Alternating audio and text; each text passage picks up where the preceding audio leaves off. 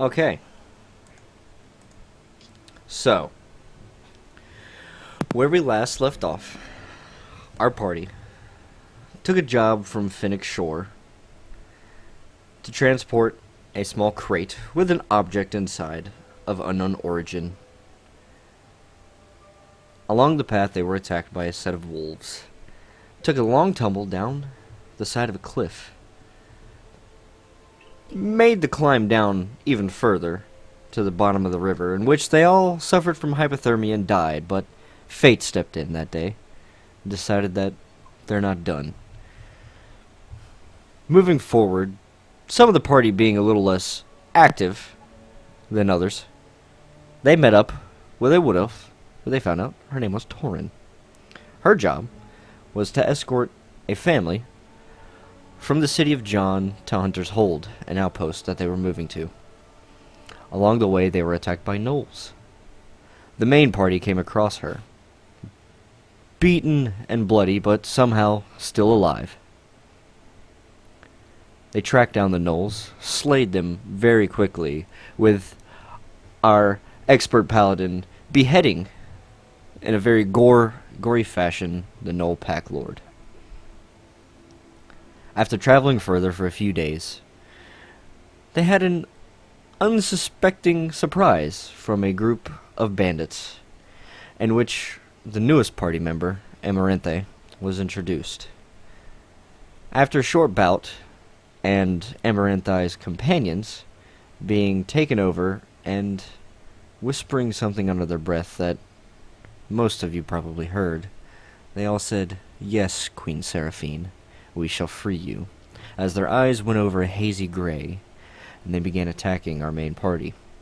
Amaranthe, not being affected by this, decided to help our adventurers in slaying her dark brotherhood. After they had been dealt with, she decided, well, I don't want to run, so decided to keep fighting, upon which Goroth knocked her unconscious, seemingly, but him being a more clever person than he appears, realized that she was faking it, took her weapons, and tied her up. And we begin there. Eulera, you've been in a kind of a daze for the past few days, but you're finally awake now, as the PC for the characters here. Unfortunately, we are missing 2 people today, but that should not be a problem. Goroth, give me a general dexterity check to see how well you tie up Amara. D20, add your dexterity modifier.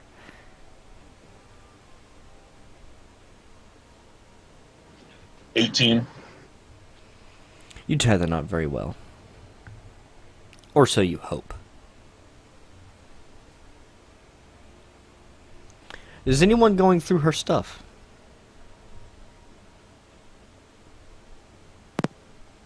I will. Give me an investigation check. Roll a d20, add your investigation modifier. I would like to make sure that I have completely disarmed her, even if I have to take off pieces of clothing. What is my investigation modifier? Your investigation modifier is a +1. 17. 17. So, Torin, as you look over, you pat her down. Amaranthe, Amara, give me a sleight of hand check to see if you can hide any of your weapons.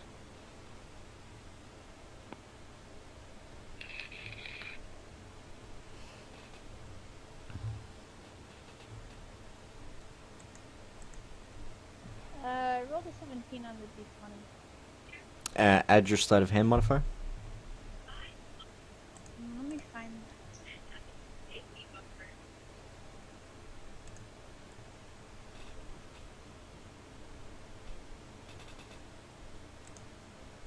Should be towards the bottom. 23. 23. What? So, Amaranthe, what are you hiding? My dagger of venom. Okay.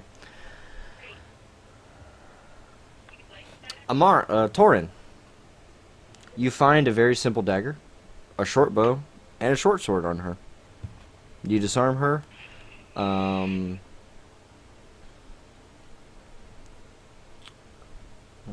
Goroth, give me a second. Goroth, you watching Torin do this? Am I watching her do this? You just finished tying her up, and so you're watching Torin pull the weapons off. Yeah, no, because I You- would keep a hold of her. Yeah. So I'm watching her. Everything seems on the level. She seems to have gotten everything.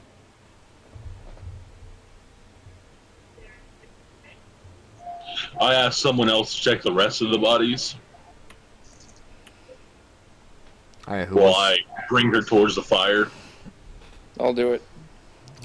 Give me an investigation check. There are a total of 5 bodies.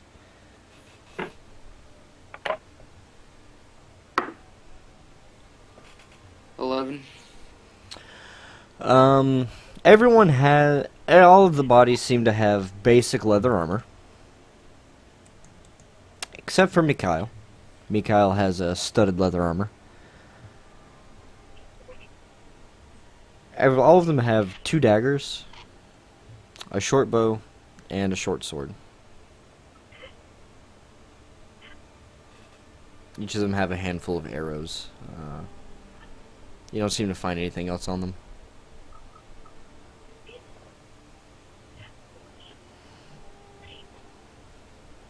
Goroth offers to throw or to move the onto the fire. Thyxis speaks up, and he agrees.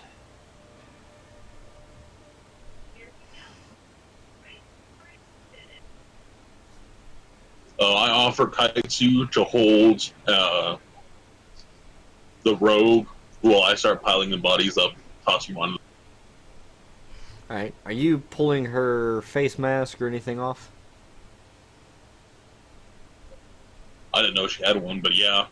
Alright. I would have tried to strip her of everything. Alright, so you would have stripped her of her armor, of everything, alright? So, Amara, if you would describe what your character looks like. Certainly, I can do this. My character is fairly small in stature. She has 1 green eye and 1 blue eye. Her skin is like a grayish color. Her hair is like a silvery white. She's about 4'8" and weighs about 72 pounds. Her age is around 92, but she doesn't look it. She looks probably around 15 in human years. For her, like, the mask that you're looking at, it's kind of bird-like, almost kind of like a raven.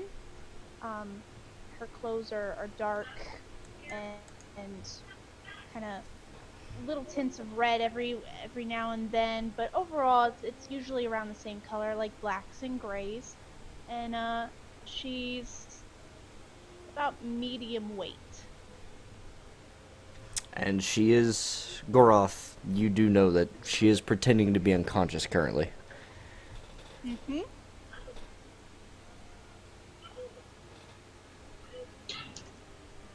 She also Can I has lean forward into her ear and tell her to stop pretending, or I'll throw her on the fire too? Give me an intimidation check. Amara, give me an insight check. Nat 20.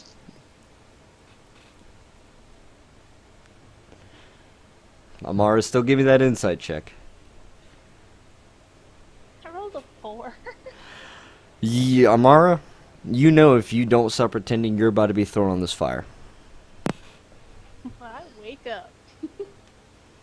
You watch as this little elven girl, appears to be very young, jolts awake very quickly at the sound of being thrown in the fire. By the way, it is still early morning. It's probably only about 9 a.m. right now for you guys. And you guys still have a few more days of travel left to go.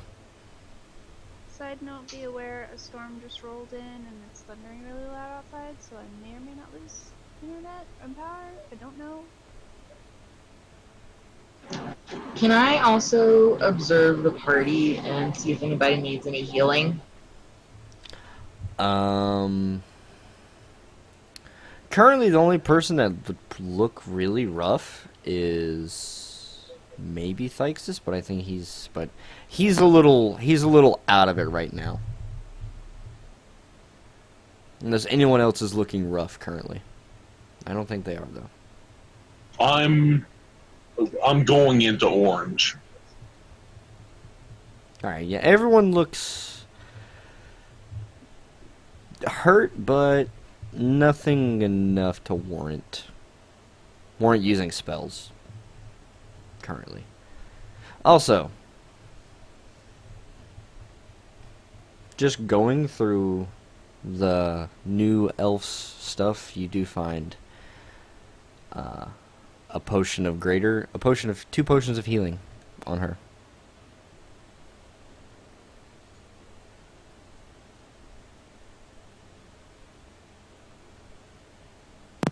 You broke out on that.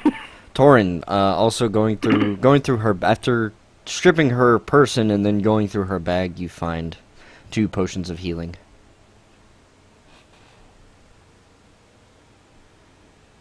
I'm gonna keep one and give the other one to Thixus. All right, there's one potion. The healing potions are all the same color. They're all a blood red, but they have a gold swirl in them. And you notice one has a bit of more of a gold swirl. Amari, you're watching this happen.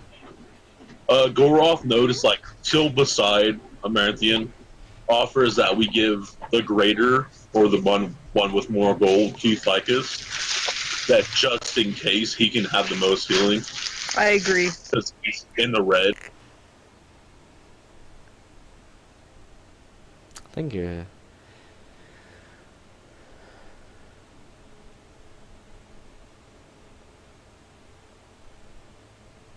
So, have I passed her on to Kaitsu and started burning the bodies? Yeah. Amaranthi, you're kind of just sitting there looking around as this kind of darker skinned person and wearing chainmail and 2 swords just stands over you, his arms crossed, watching you. Okay, I'm just gonna stare at him and observe him some. After I'm done putting the bodies, I would like to just keep an eye out for everything and look to the rest of the party, asking them if, what's the plan here? Should we take her? Should we leave her? And I would also like to notice that the only reason why she's still alive is because the mage from before. You don't remember that. You don't remember I that. don't. Nope. You don't. You just remember you're about to finish her off, and then something snapped in you, and you're like, I don't want to kill her. Yeah, I would then just like to ask the rest of the party how they feel about her and what should we do with her.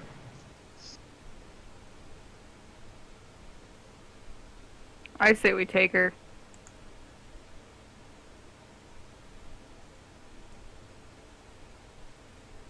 Goroth, seeming noticeably displeased with the elf, looks at the party member who's actually mad.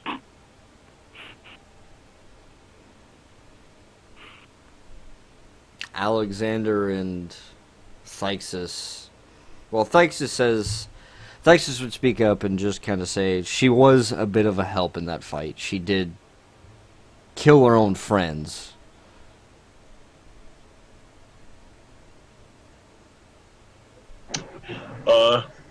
Goroth, hearing this, does nod a bit. He does make his way to the rogue, and he sits in front of her. He doesn't just crouch. He does sit down, and he decides to ask her if he unties her, will she be a problem to them, or will she come with them? and he promised that if she does cooperate, no harm will come to her. And Goroth not being, deceptive at all, like truth comes with his words thickly. Well, it's up to Amaranth. It's up to Amara to decide if she believes. I would give the illusion that I would believe him, but I would be skeptical and cautious. What are you saying? What would be your reply to him? If I went with them. Well, what would your I verbal would reply be? say, I would say I'll go with you guys, just because I know that it would be beneficial for me to have more people with me, safety-wise. So I would agree with them. Our quest ends at the town of John, so Goroth would ask that, or he would say that we'll go as far as town of John with you, and unless something comes up, it'll be by the time we get there that we decide if she stays or goes.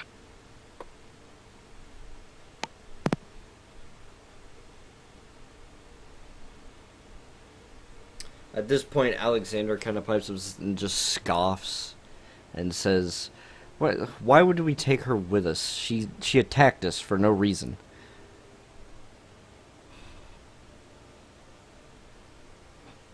Goroth would like to mention that the fact she turned on her friends and reacted the way she did when things got more serious, she knows that it wasn't meant to go that far. And we don't exactly have the right to say that she should die. But she did attack her friends.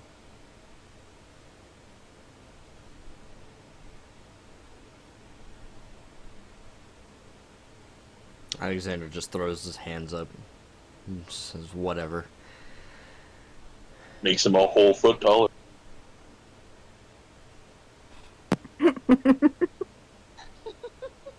Like, Thixus looks over to Kaitsu and Yolera. Guys, be aware my power is flickering, so I may lose internet. Alright. It'll be all good. Thixus turns to Kaitsu and Yolera and asks, what are your guys' opinions about it? What do you two think?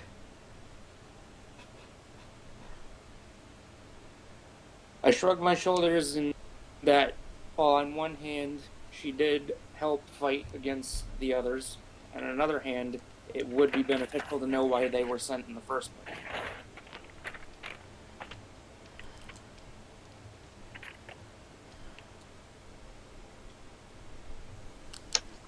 I kind of look her over.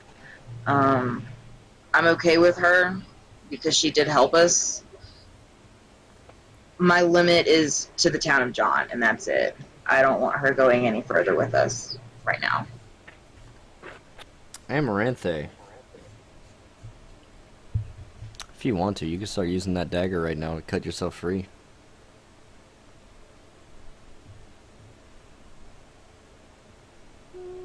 Yeah, I'm gonna go ahead and do that. Give me a sleight of hand check. No one make any rolls. 22. Alright. Yeah, no one. With your back up against the fire, you manage to slide the dagger that you keep in your sleeve free, and you begin cutting those ropes. Alrighty. Goroth, deciding that she's not a problem if she's disarmed, simply uses one of the short swords and cuts the ropes. Amara, he just cut the ropes for you. Well, that saves me having to pull my dagger out and cut them myself. You already have your dagger in your hand. So if I went behind her to cut her free, would I see this dagger? Where are you going to cut her free? Well, obviously, I would go a bit to the right behind her because I would need to be able to see behind her to cut her free. Then yeah, he'd probably see it. I don't know. Your sleight of hand check was really good. Give me a perception check. To see, because Amara would notice you walking behind, and she'd have enough time to hide it. I rolled a nat 20. What's the total on it? The total with perception check? Yeah.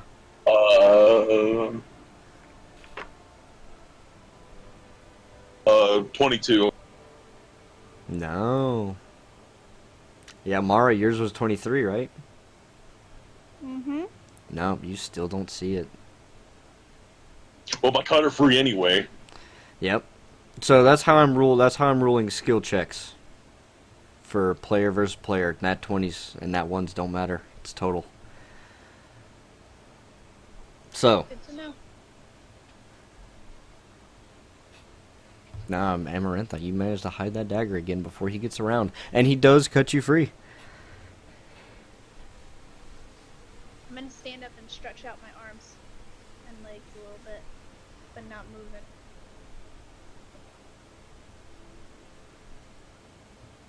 You watch as they're throwing your friends on the fire.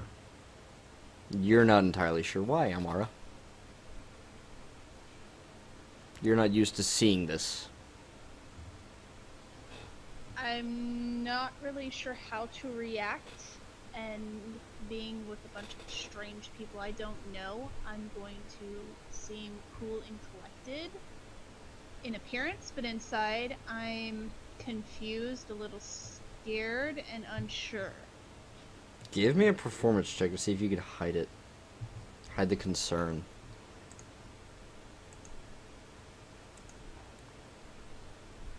20. Alright, yeah. You managed to stay calm on the outside. Like you said, on the inside, you're a little hesitant.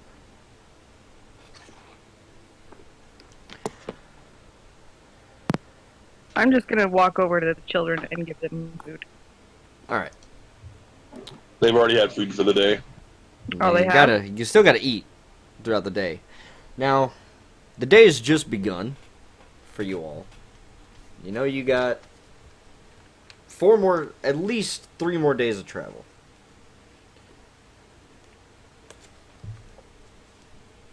At least 4 more days of travel, excuse me, before you get back to the city of John. And it's early morning right now. Goroth looks into the forest, trying to basically map out what's going on. And he turns to the rest of the party, saying it's best we continue moving. It's still daylight. There's no reason that we need to make camp.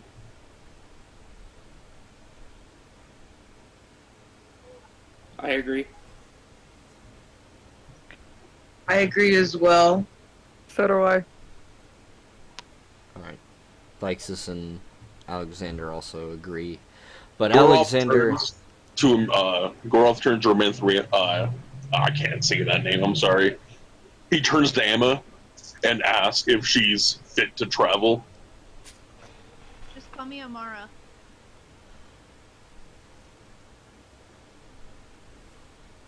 Are you fit to travel? Oh, sorry. Yes, it didn't come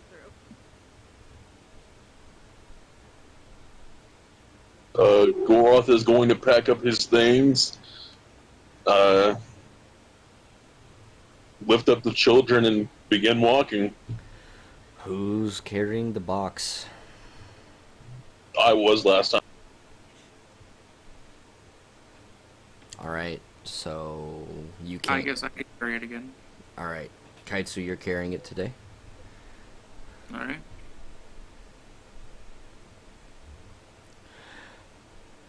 So moving along, how quickly are you guys moving today? Are you moving at a decent pace, or just enough to get you through the day? I would say a decent pace. At the beginning, having just fight adrenaline still pumping through us, so obviously we make a lot of ground.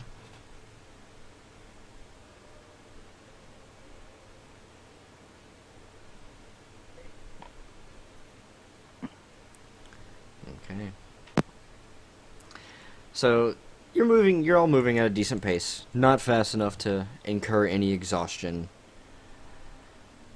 but not slow enough where you're going to lose ground on the day.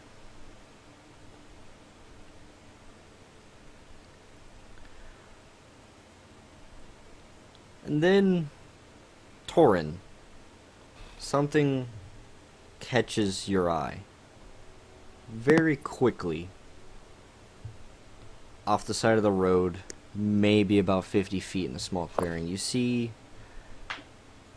a small tent with a torch set up outside.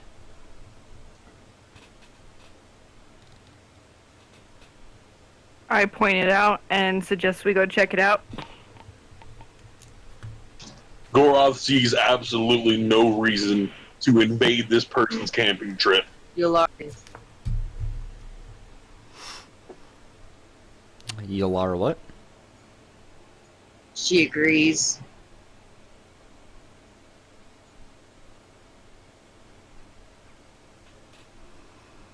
I have no opinion. Neither do I. Does anyone... Hang on. Let me just check. Nope. Can Goroth take a second look at it and just try to see what he can make out from where they are? It's a small blue tent. How small? You could stand in it comfortably, but it doesn't look very large from the outside. It looks like a standard, like, maybe 5-person tent.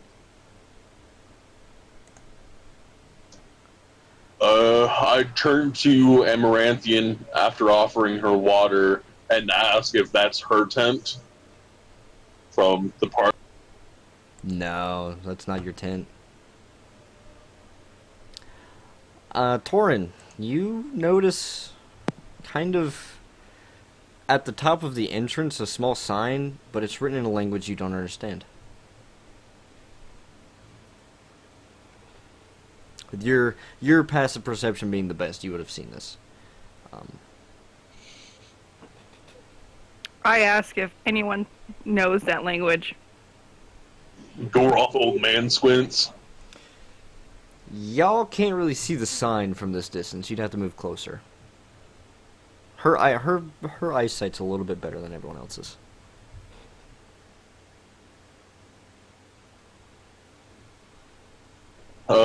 Goroth offers to be the one to go check, sets his bag, keeps his great axe on him, but she sets the children down and begins making his way to the tent. How close do you get? I'd say about 20 feet before I call out. It's about 50 feet off the road. Yeah. So you get close and you call out, and then you see the small hand kind of open the tent up, and then just for the brief glance that you get inside of this tent, it is massive on the inside. And you see this tiny little figure, old man, long, wispy hair, bald on the top, coming down, long gray beard. He's only about maybe 3 foot tall on his tiptoes. He's small, he's got long fingers, rings adorning him, and he just looks at you. Ah, yes? What do you need? Goroth is in bewilderment from the whole tent a lot bigger on the inside thing, and he seems absolutely dumbfounded. If you have coin, I have wares. Upon hearing something involving money, Goroth turns to the rest of the party and yells out for them to join him.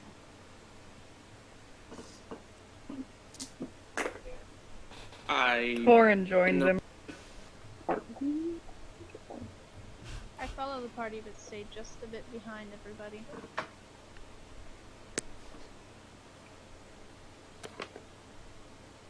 You see him all waving you in. Come in, come in.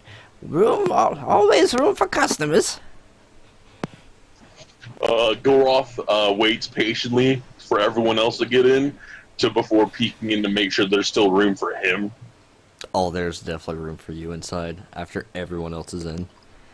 As you guys get in, you see what's a plain blue tint on the outside is embroidered with gold tapestries, fine linens and silks, incense is burning, there's a hookah even, there's pillows laid out around, there's fancy chairs, and you see on the opposite wall there's a large cabinet with glass, and you see all sorts of magical items in there. You all notice the healing potions, some other potions that are in there. You see small bags. You see basically what is a traveling magic shop. Goroth bows his head respectfully to the old man before, like, ducking his head in and making his way in. But once he stands up inside and starts looking around, he seems noticeably disgruntled about the amount of stuff, because not even his armory had this much stuff.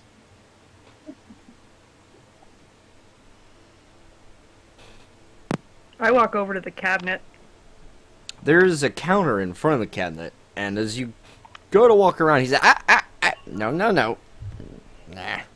And you see when he opened the tent with his right hand, he just leaned out, and now you see he has a small gnarled cane that he walks with. He's hunched over a little bit, and you see him very slowly walk behind the counter and what appears to jump up on a stool so he could see over it and look at you. Yes. What would you need, Missy? Just want to know what's in the cabinet. Aye, anything that you see is for sale. Anything you want, just point it out. Goroth leans forward, not in a really whispering tone, ask if there's anything that can help him hit things better, or in a very basic way, he asks if the shop recommends anything to him. Well, big fella, we always recommend the healing potions. I don't believe I have anything for your stature. Just as you guys look over the items, you see 5 very familiar potions, 5 lesser healing potions, and 2 potions similar to what you gave Thyxus from Amara earlier. You see 3 scrolls rolled up and tied in a very fancy ribbon. You see a large bag with a hand coming down on the front of it, and the fingertips, and on the flap. And underneath the flap is just embroidered with gold, silver, coins, cups, weapons. And just a ton of stuff on the base, below the flap. You see a small pouch. You see a small brown pouch with gold strings used to tie it closed. A very orange and red, yellow swirling potion. And you see very nice green gloves embroidered with gold along the fingers. And going up, it would be about 2 inches past the wrist.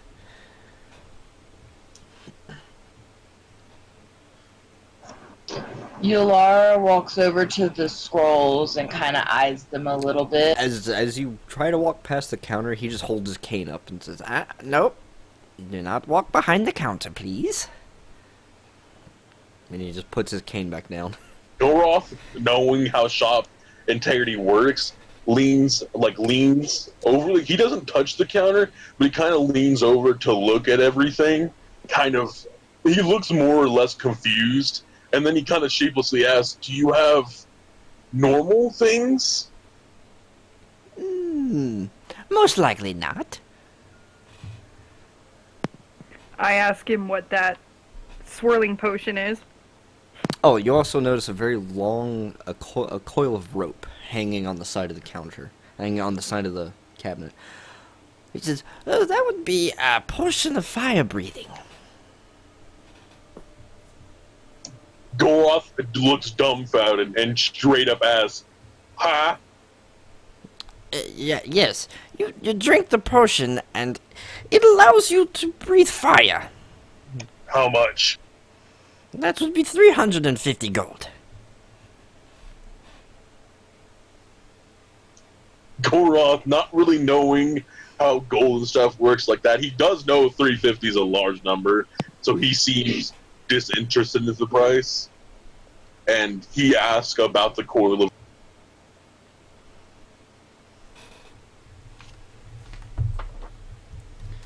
The rope is a rope of climbing.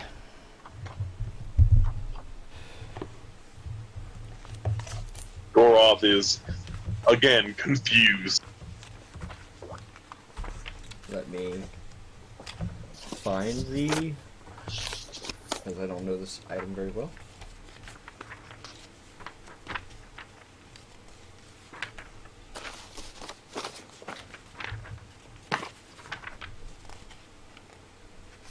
Bro, this guy is selling stuff Tony doesn't even know. Yeah, I rolled. Well, I rolled for this loot, so.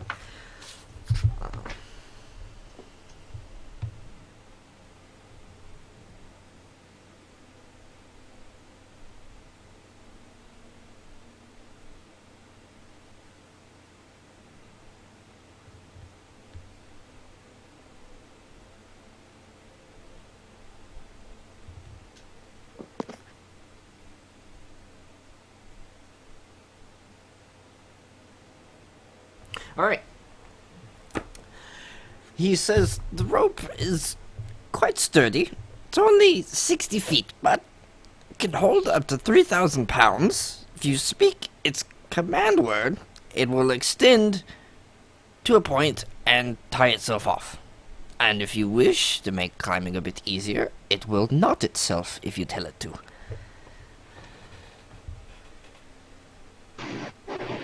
Goroth kind of mutters, not wondering why you need a magic rope to climb, since his entire childhood was spent learning how to. So to him, that's not anything special. So instead, he asks about any foods or rations, anything that they can take for daily travel. However, he does kind of like stop about something, and then he leans kind of closer and whispers, trying to avoid the ears of the others. Do you have just a flute? No, I don't have a flute. Is anyone here interested in anything else? I ask what's in the bag with the hand. There's nothing inside the bag. It's what you put inside of it. That would be a bag of holding. Amara will ask how much the bag of holding is. The bag of holding is 600 gold. It stores a vast variety of things. Can be used to carry equipment when you're not in need of it. As long as it fits within the opening, it will go inside the bag. Laura asks more about the scrolls that are behind the counter. It says there's a cantrip scroll, a first level scroll, and a second level.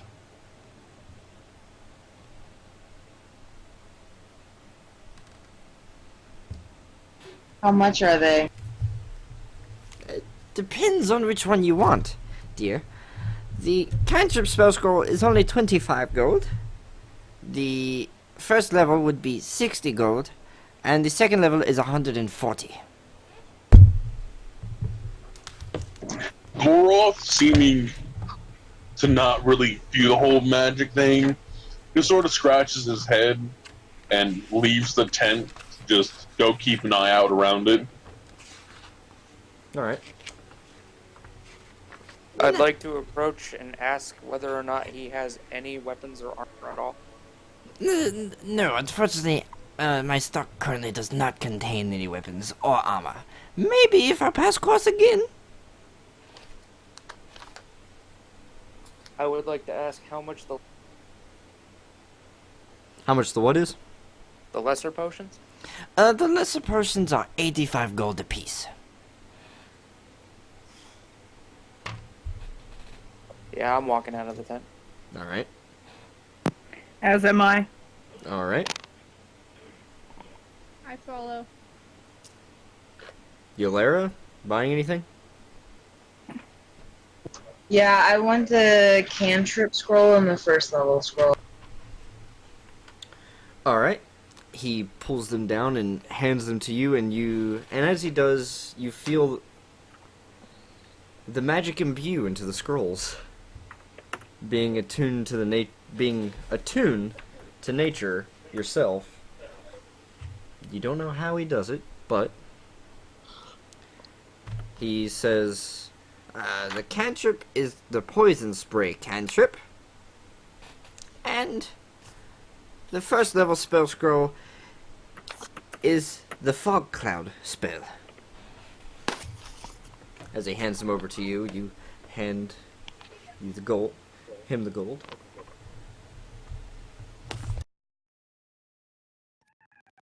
Ma'am.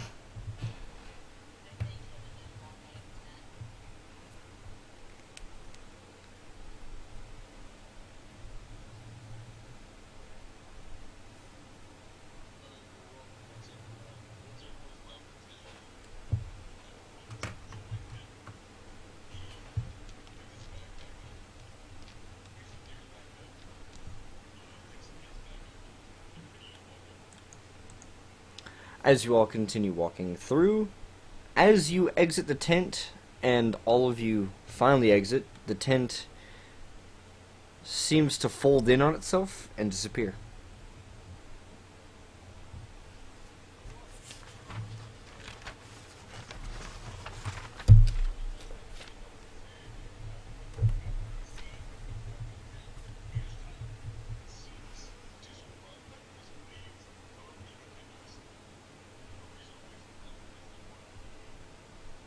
Okay.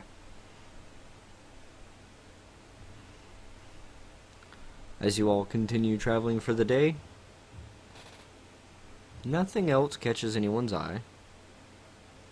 No attacks. Who's holding Amara's stuff?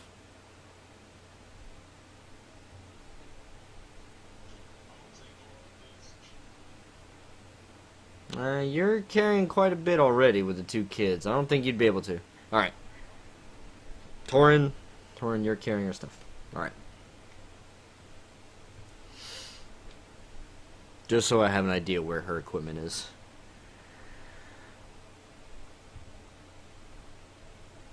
You all travel for the day, and the sun begins to set.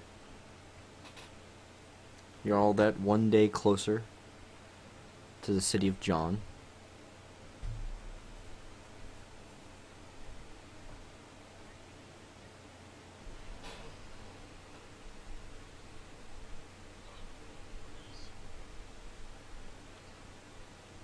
Alright, who wants to helm the search for a decent campsite? Alright. Alright, so you can make separate rolls, or Goroth, you can give Torn advantage.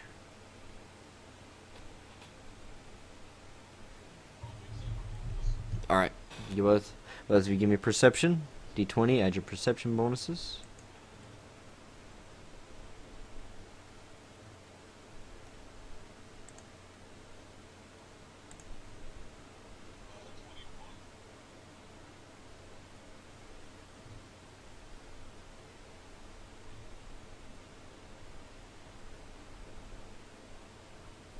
How'd you get a 21, Goroth?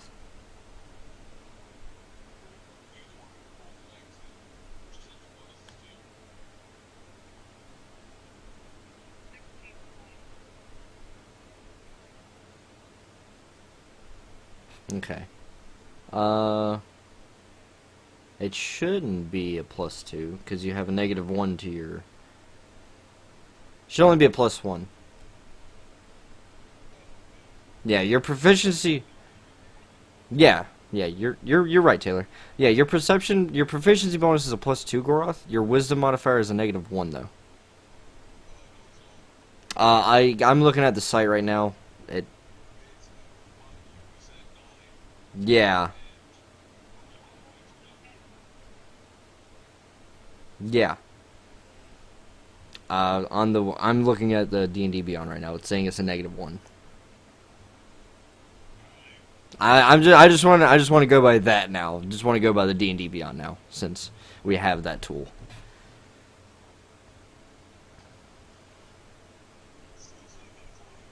Yep.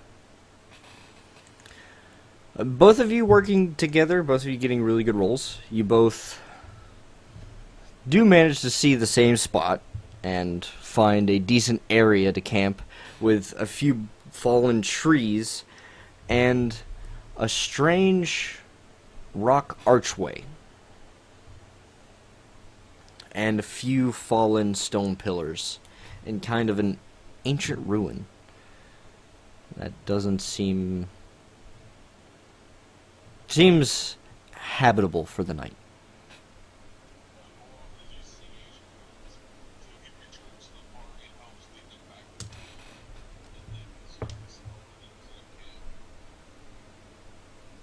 Alright. Alright, give me a survival check, Kaitsu.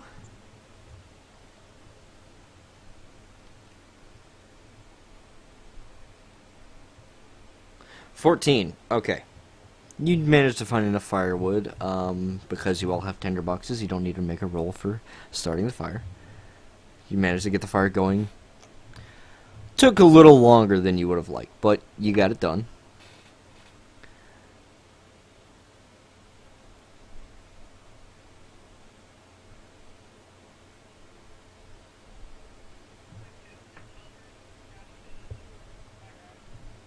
Alright.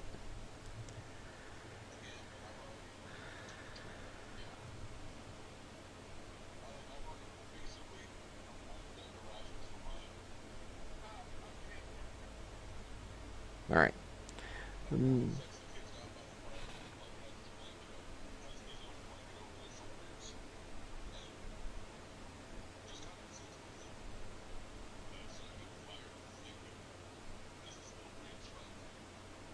Alright.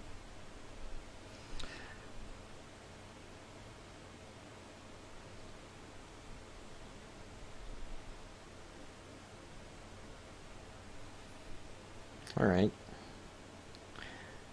Amara, give me... Make a wisdom saving throw.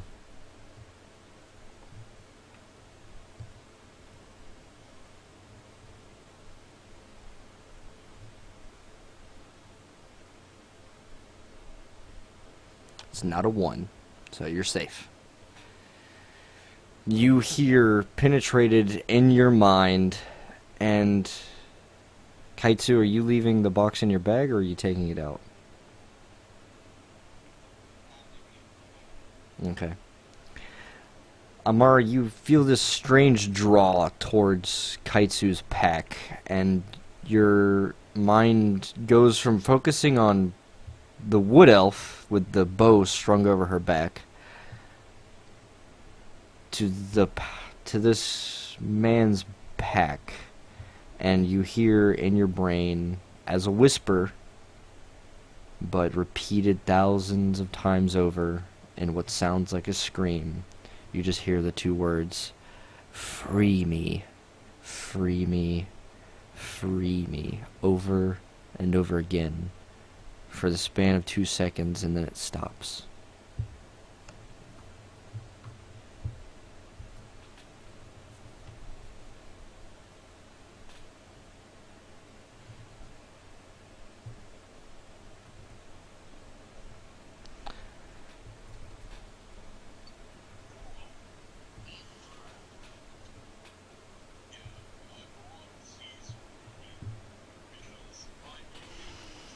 Goroth, hang on. Goroth and Eulera both give me perception checks. Because you've seen the signs of what it means. Give me perception checks first.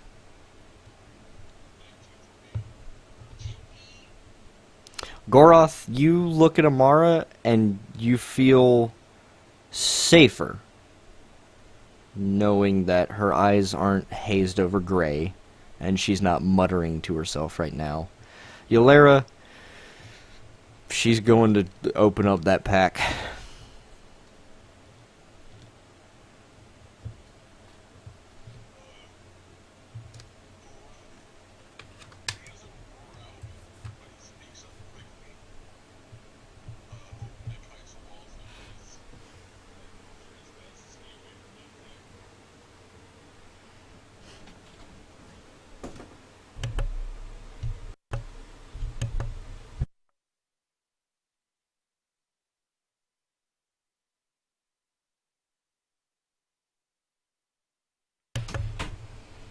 Alright, so you step in front of her.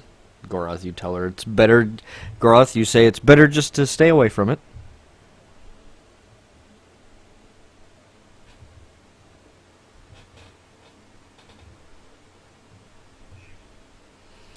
Kaitsu, you stand in her way. Goroth, you tell her it's better to stay away.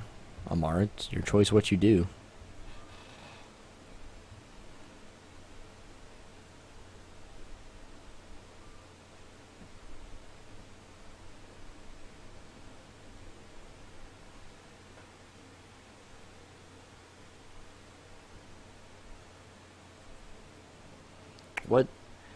What seemed to just draw you towards it as soon as the voices ended, you weren't drawn to it anymore. It's more like a fascination. Yeah, a curiosity.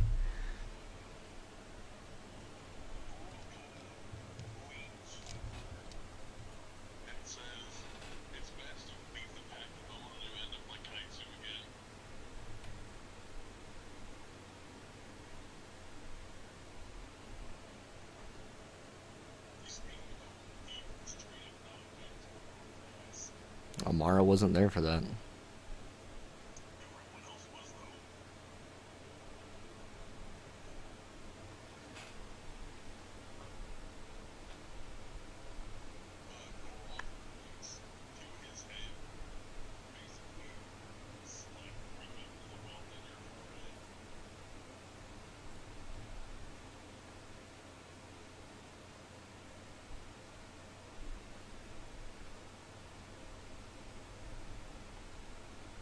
She's talking to you, Amara.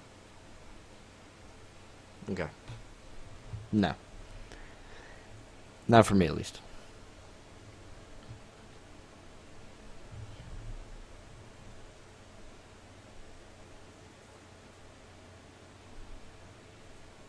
So, Go ahead.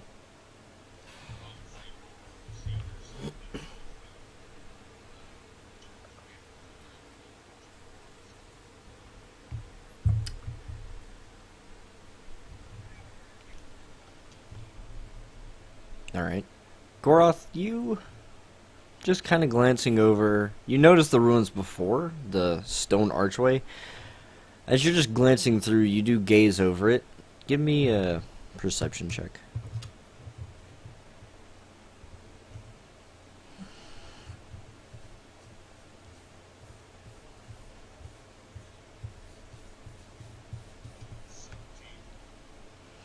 You notice faint blue runes glowing on it as the sun sets behind the mountains to the east, and you are all overcome in pitch black before the moon can rise.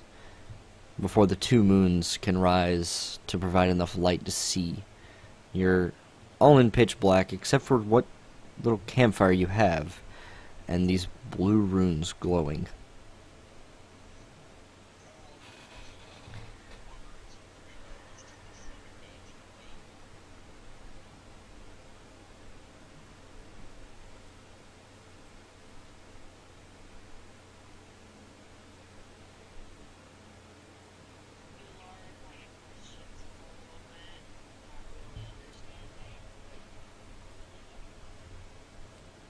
As everyone looks over, you all see the the glowing blue runes on the stone archway.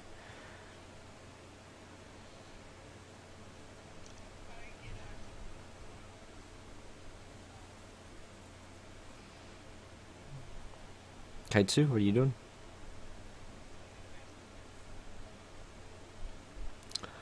Okay. Torin, as you move closer, these runes are written in a language you don't understand. Kaitsu! What does Detect Good and Evil do?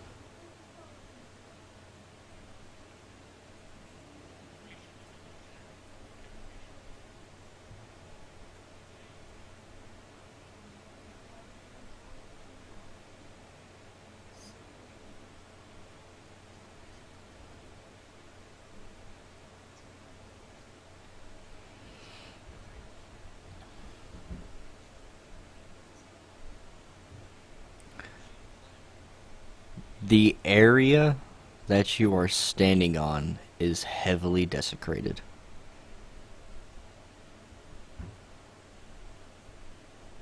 Especially those pillars and that archway.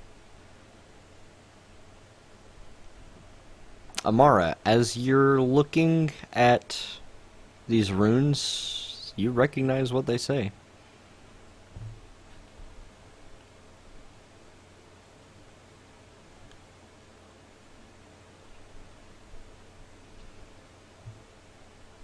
Yep. But first. Okay.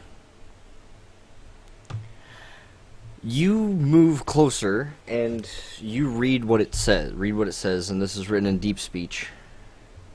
It says, "Those who enter live forever.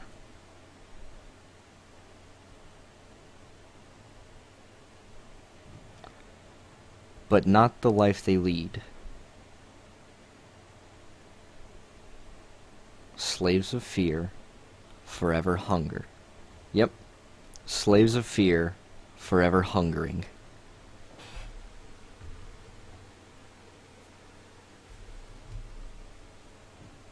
Forever hungering.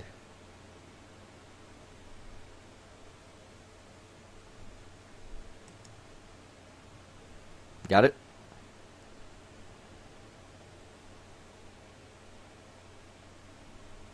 But not the life they lead. Slaves of fear, forever hungering.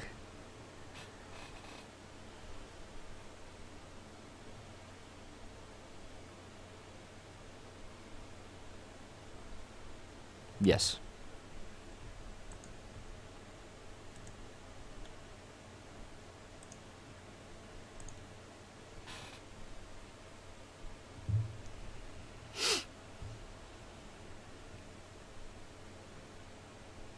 Kaitsuya, you know this entire area's desecrated.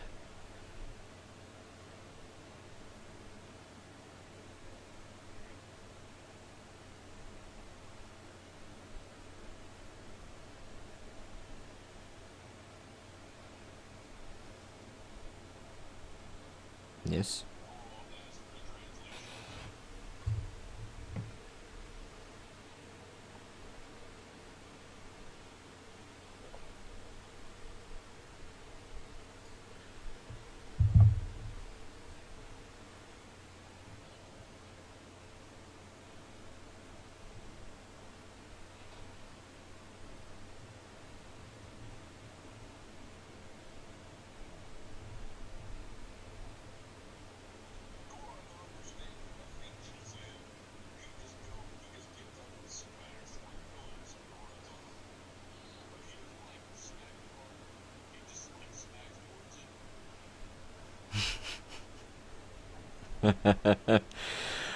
As you go and as you touch it, you're all amazed as Goroth disappears.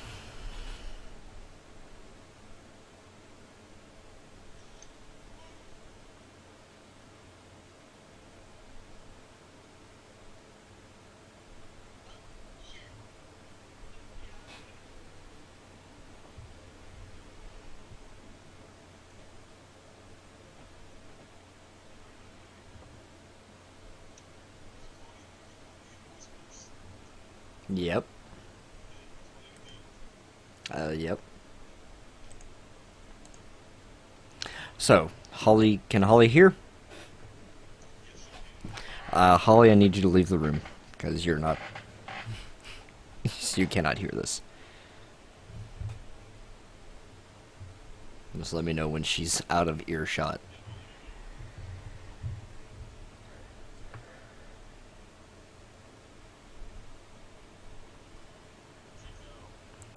Alright. You're teleported. As you touch it, you feel your vision tunnel into a pinprick of light.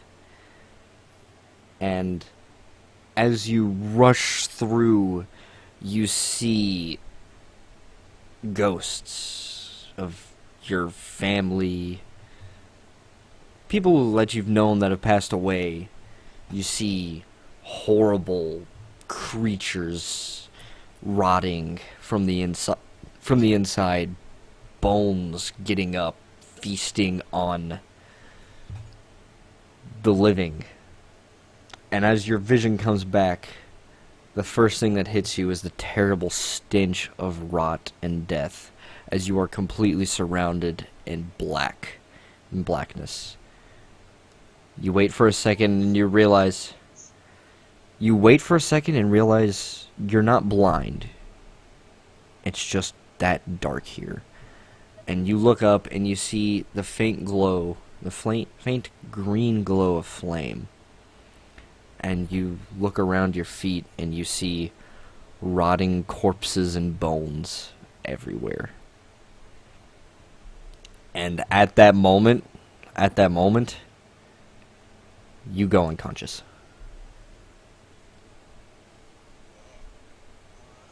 You can bring Holly back in now.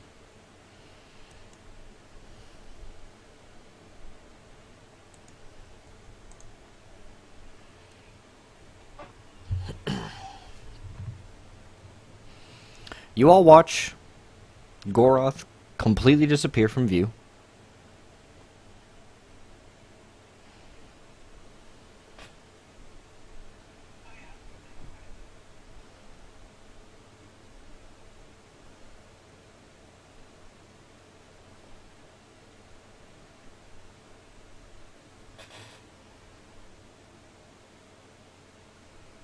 Nope, they are still glowing.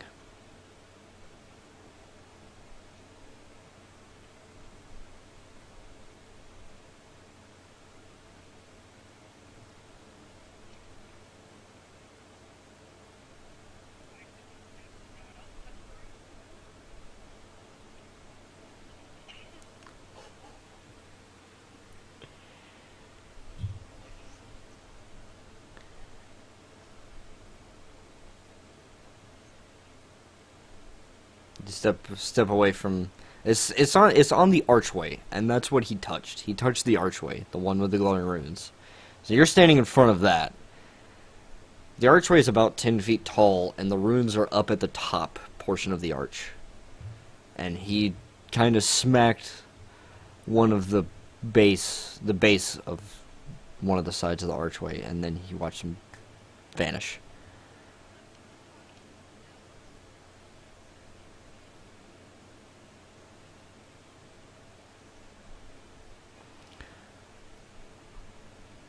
Are you walking through the center of the archway? You watch as Amara disappears.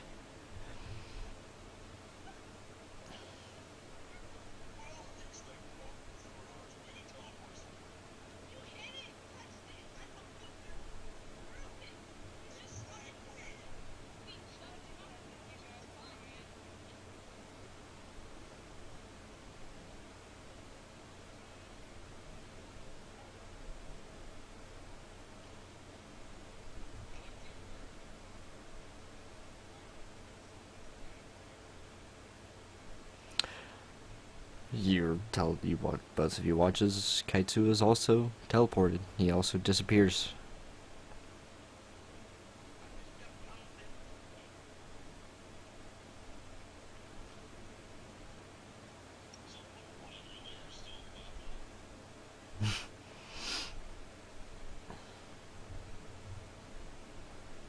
What are you guys doing? And you now have 3 members that are just disappeared.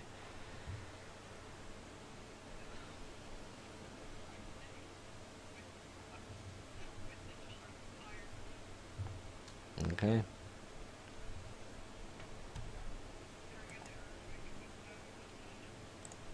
All right.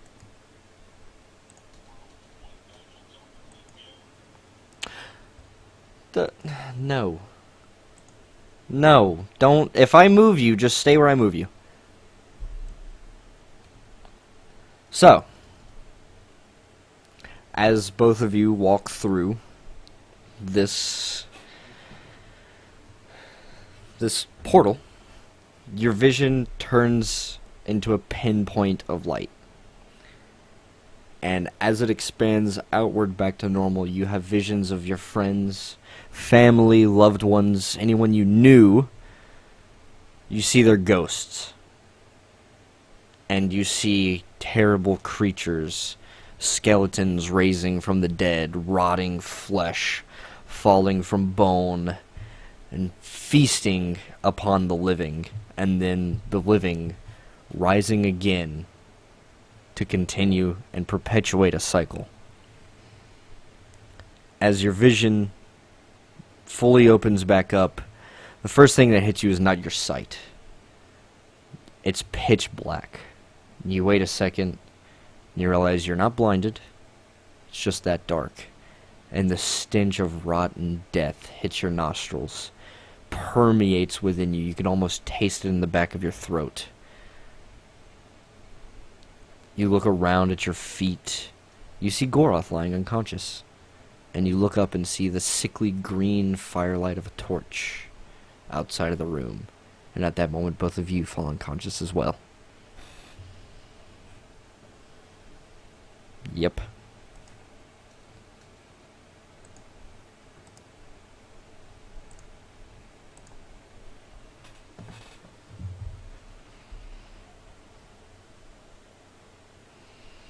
Torin, is Eulera back?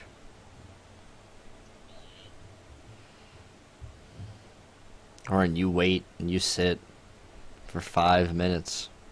They've not come back yet.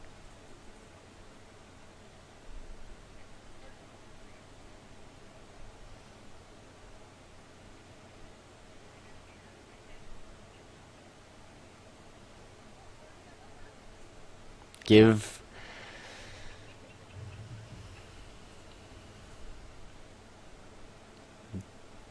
it's some magic that you don't understand. These people did save your life, though. You remember that. Except for maybe Amara. They did help you save those kids.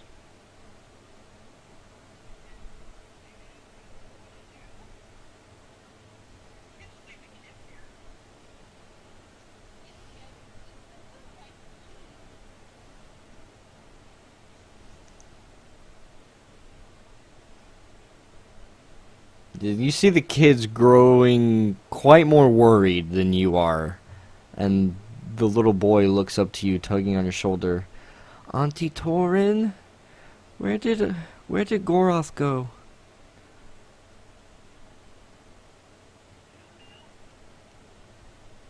You watch as Thyxus says, "Ah, shit." And he runs and he takes off through the portal.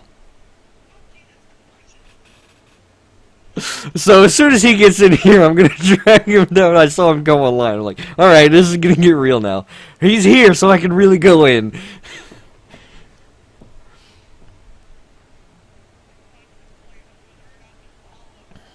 Alexander, who's seemed out of it all day. Eulera goes in? Okay. Yeah. Torin, Alexander speaks up, and who's seemed out of it for a while, all day. He just says, "Go after him, I'll stay here with the kids in the box." You're teleported through.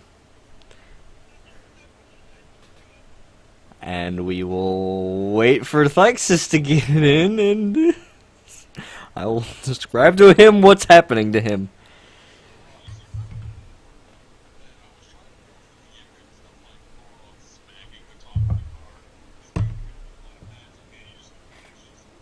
Just, this is pretty much what happened.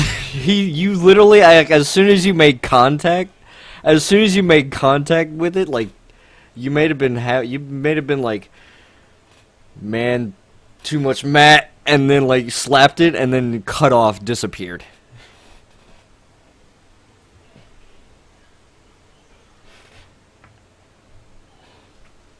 Thyxis! Alright, so now that everyone here has experienced this, Thyxis, so far, you've all went to a magic item shop, and now you made camp for the night, in front of this archway that has glowing blue runes, at which Amara, the rogue that you have now met and is, I guess, loosely part of your party, translated what was written on them, which said, "Those who enter live forever, but not the life they lead, slaves of fear, forever hungering." You watched as Goroth, angry at how much magic is around him, slapped it, and disappears. And then Amaranthi, being curious, walked through the portal and disappeared. Kaitsu, also worried about Goroth, and now Amara as well, walks through.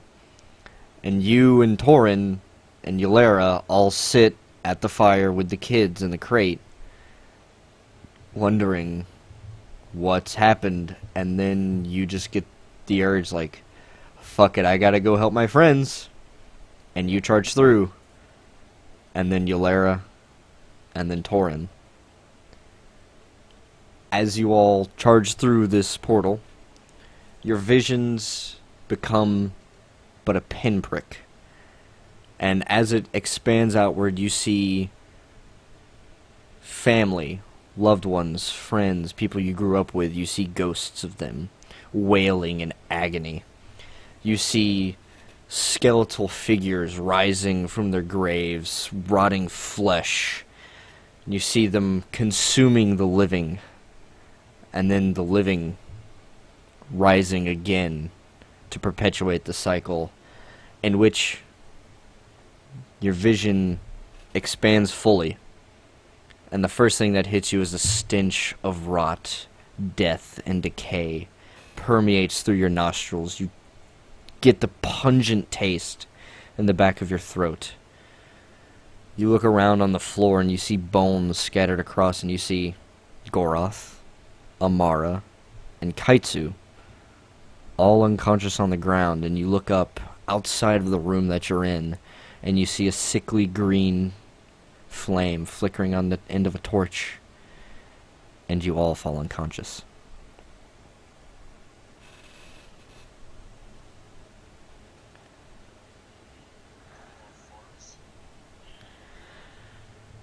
As you all wake up slowly and groggily, your hit points are restored to full. Your magic and all your powers comes back to you. You don't know how, though.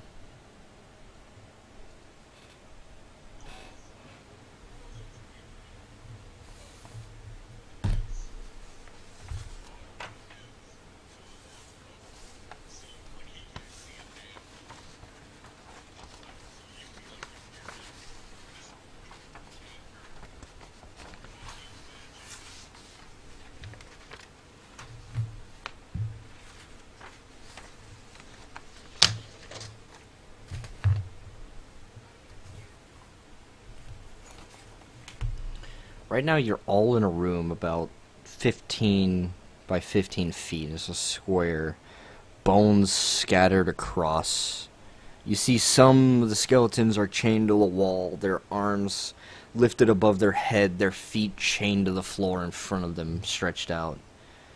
And you see that same sickly green light emanating through the small doorway, hanging on the wall in front of you.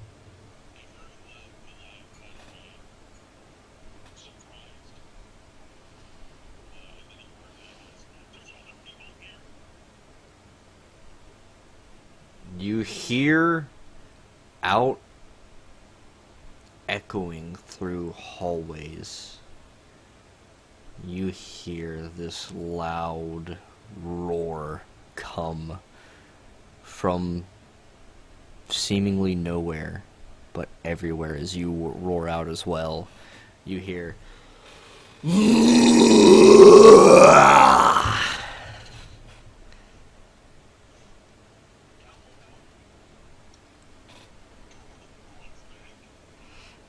then you start hearing as you're looking around, and you see some of the skeleton forms holding swords slowly standing up.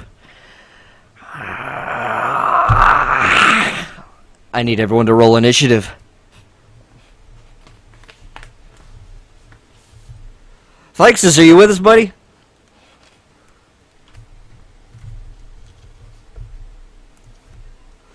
Initiative. Yep. Alright, don't call it out. Don't call it out. It'll be your initiative at the top of the page. Don't call it out yet. I'm gonna go in order here so I can write it down. 'Cause I got to roll.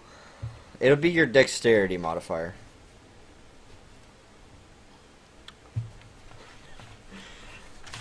Welcome to hell.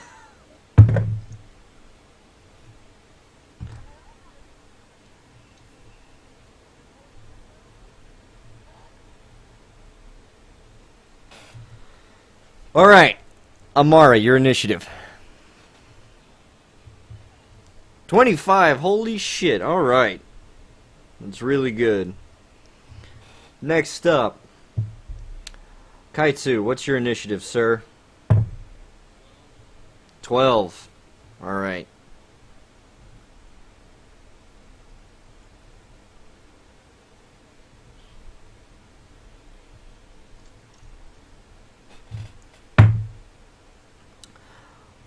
Thyxus, your initiative, sir.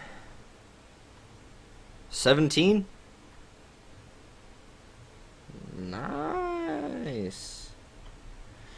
By the way, guys, this is going to be the order for the rest of the game. So I hope you are happy where you are. Torin, where are you at on initiative? 18, awesome. This is going to be a long haul for you. Goroth, your initiative, sir. What's the total on that? Your dexterity modifier. Your initiative should be at the top of the page, friend.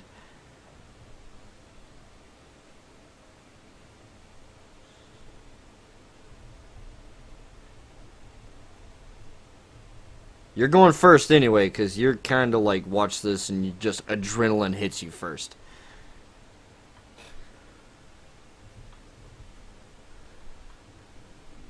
So what's your total, sir?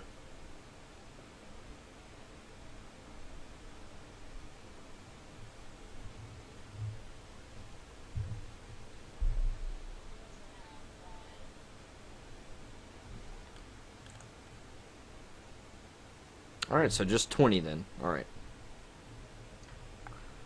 Yolera. 18, alright. So, Goroth, you getting that natural 20. You're up first. As you're prepared for this. What are you doing, sir? You see 6 of these skeletons starting to stand up and shatter, their bones cracking.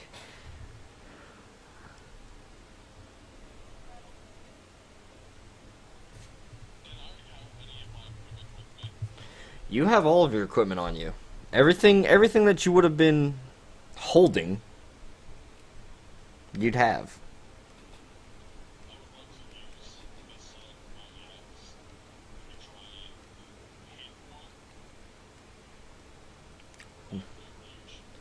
Activate Rage as a bonus hit. Alright. You watch as Goroth lets out another mighty roar. foam beginning to pool at the side of his mouth, the blood vessels, blood, the veins in his skull starting to pop. Roll your attack, sir.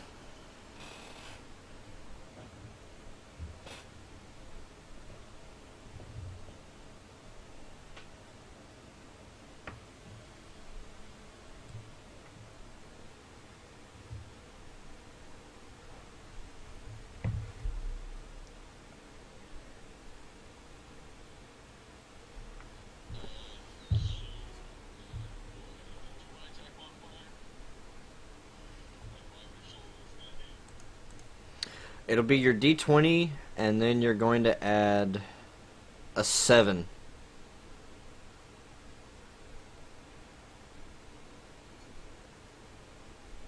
Not looking at your D&D Beyond, are you?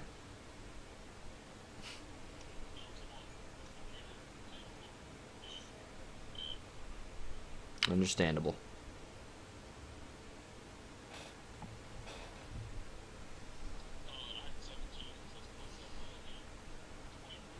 That hits. Roll damage. D12. Add 7.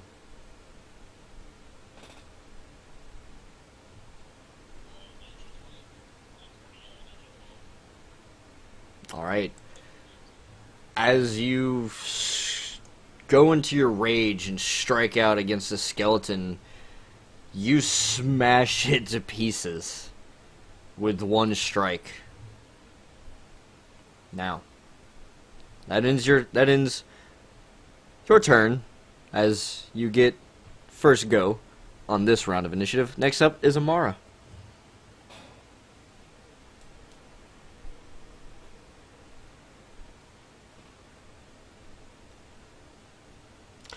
You all watch as Amara very deftly pulls out another dagger from her sleeve.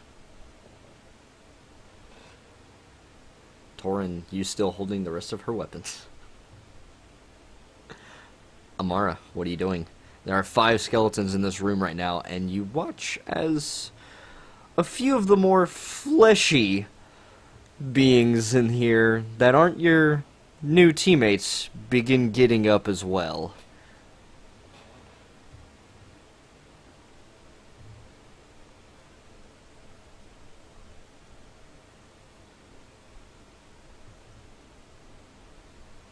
Alright. Roll to hit. Roll an attack. I rolled very shit initiative for these guys, so...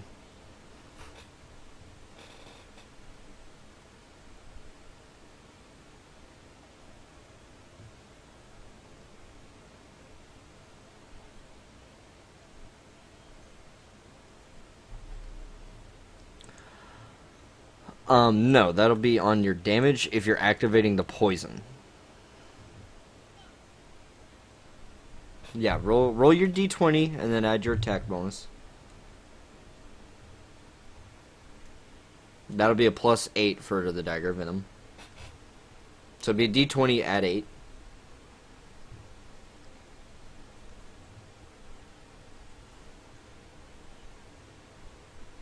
That hits.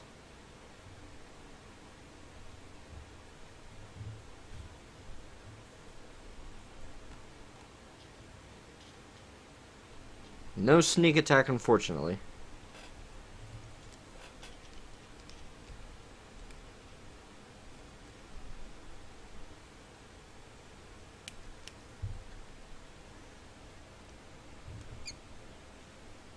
Yeah, you can see. That's just natural. So, roll your damage. That'll be 1d4 add 8.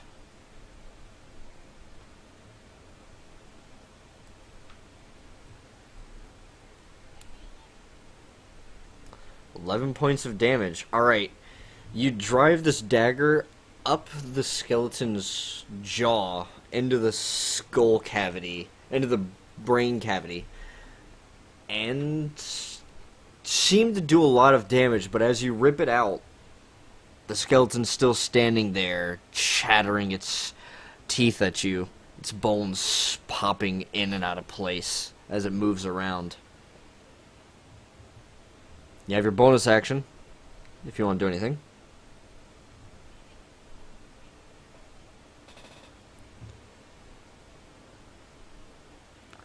You can do an Unarmed Strike as a bonus action. So that'll be a D20, add 2.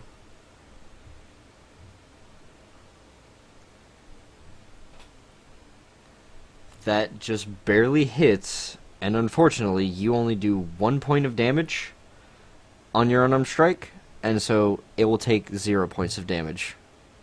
As you, with your offhand, punch it in the jaw, you think you should have done quite a bit of damage, but as you make contact, your small fist just stops, and you pull away, shaking it in pain.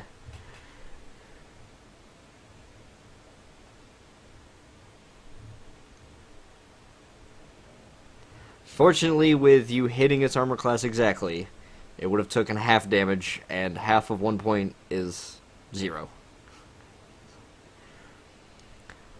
That ends your turn. Torin, you're up. Alright. You stow your bow very quickly and pull your hand axe out. There are now 3 fleshy creatures in this small room with you all, along with 4 skeletons.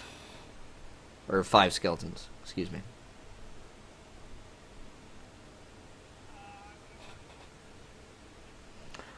Alright. Go ahead and roll me an attack. Yep, D20. And that'll be adding the modifier for your hand axe. Which is a +1.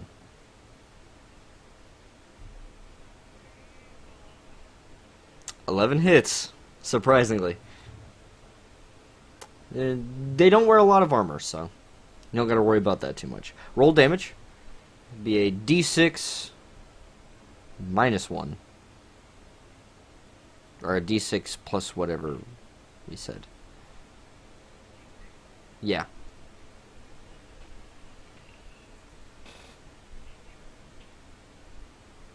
You rolled a 1 -1.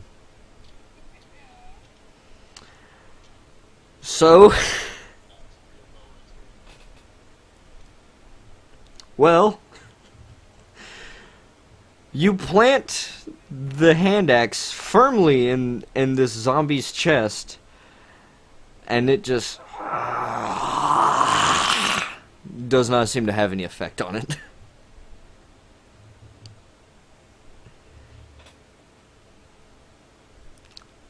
Anything else you're doing with your action? With your...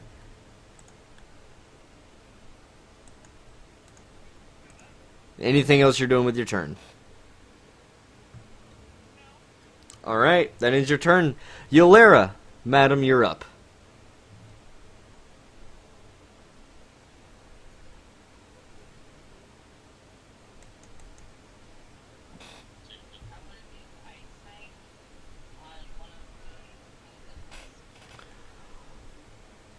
Okay. I don't know what that does. It's a new spell. Alright,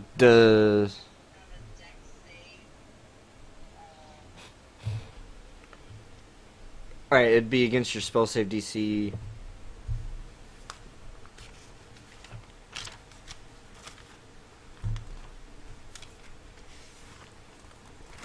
Which yours is 13.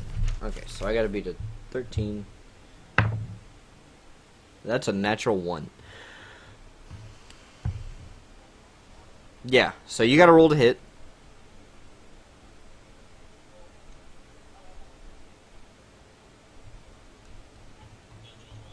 Natural 20. Okay, so that's gonna be full damage.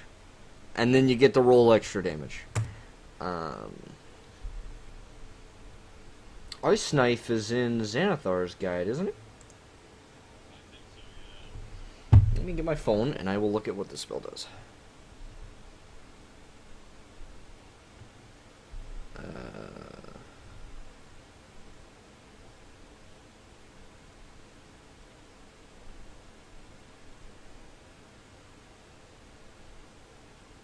so I could see exactly.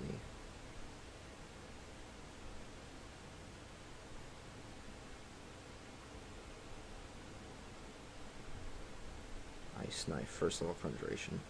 Creature shard, make a ranged spell attack. Alright, so you make a ranged spell attack, which you hit and do 1d10 piercing damage. The shard then explodes, and the target and each creature within 5 feet must make a dexterity saving throw. Alright, so then so much one on that. That's a success and a failure. So you're going to do full damage, which will be 22 to 1. You're going to do 22 to 1, which destroys it as the ice knife explodes. Just the max damage alone is enough to kill it. And I do need you to roll 2d6, though.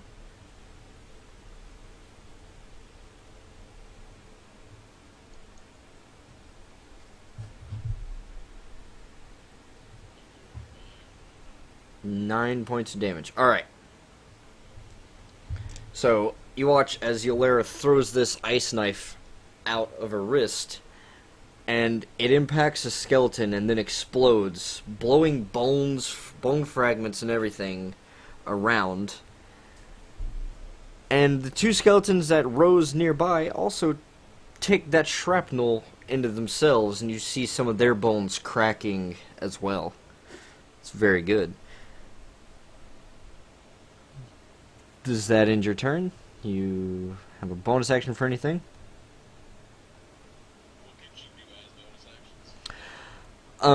She could cast a low-level spell of 2nd level or lower as long as it has the bonus action tag. Or she can make an unarmed strike.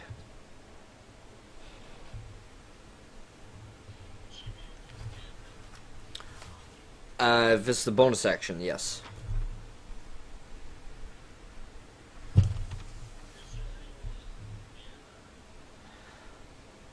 And all of you were kind of huddled together, kind of in the center as you all passed out, so you're all kind of back to back, except for Amara, Goroth, and Torin, who all split off a little bit to the outer edge of the room where the skeletons and everything have risen. So right now it would be Kaitsu, Thyxis. Yeah, Kaitsu and Thyxis are pretty close right now. You guys are kind of back to back in the center, like watching everything go down around you.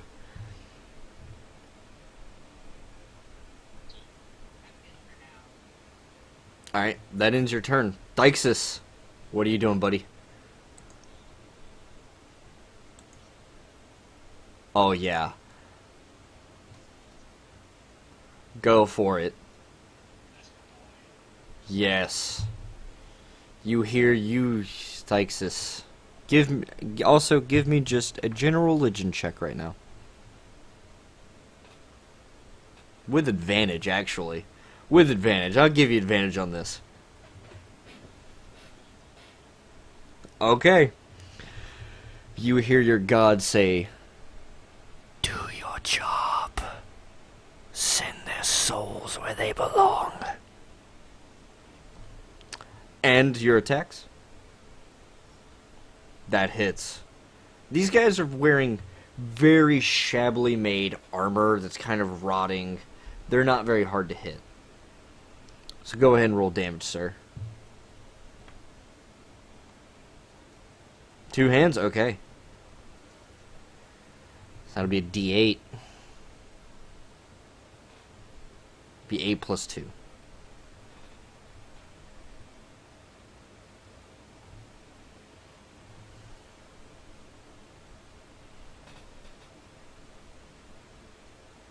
Ten damage. You smash into this skeleton, and all of a sudden you feel your strength even amplified more.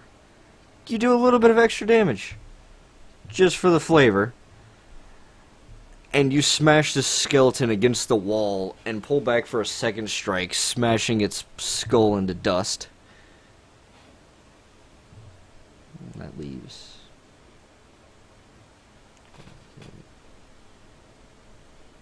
There's 3 skeletons left. Then it's your turn. Now the skeletons go.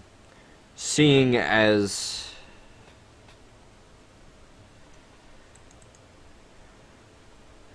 Amara didn't finish hers. Neither did Torin.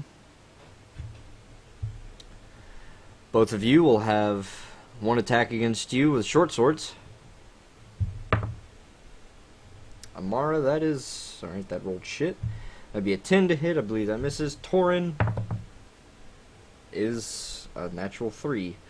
That's a 5 to hit, so that misses. That dice is not going to be used.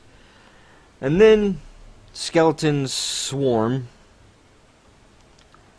It's going to swarm you, Thyxus. 2 on you. The 3 zombies that have risen will move towards the center, except for the 2 zombies that aren't engaging with Torin is going to move to the center. So that will be... Oh, wait. Yeah. So that'll be an attack against Kaitsu, Yolera, 2 on Thyxus. I'll roll those first. Alright, that's a natural 18 and a natural 19. Plus 4 to both. I believe they both hit your AC, Thyxus. Yeah, but yours is a 15. Oof, boy. Alright. Not a lot of damage. Short swords that are kind of broken and screwed up. First attack is 7 points of damage. Second attack is going to be 6 against you. Kaitsu. Let me pull you up real quick. That'd be a zombie attack against you. And 1 against you, Yolera. Kaitsu against you, that is a 11 to hit, that misses. And then Yolera, that is a 10. Alright. Pretty sure that misses. So both of those miss. And there's 1 more skeleton left, which will go for an attack against Goroth. That is a 14 to hit Goroth. I believe that might just... Alright, so you're going to take a quarter damage for this. Since you're raging, you take half, and then hitting your AC exactly, it's half of that.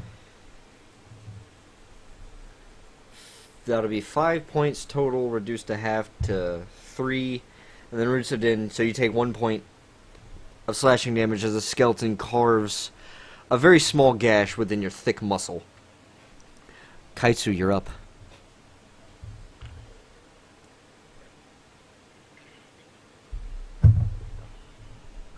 What's that?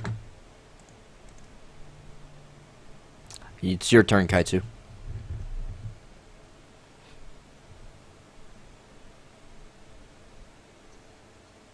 There's a skeleton right on top of you.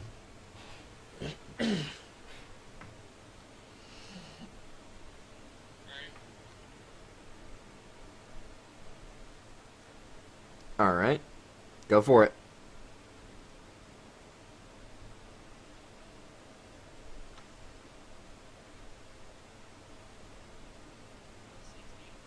That hits.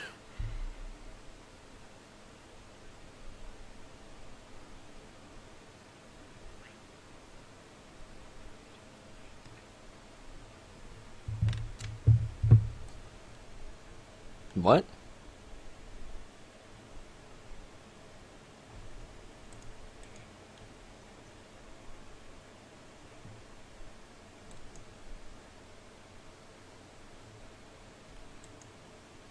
Do your roll to hit. Do both your rolls to hit. And then do both your rolls for damage.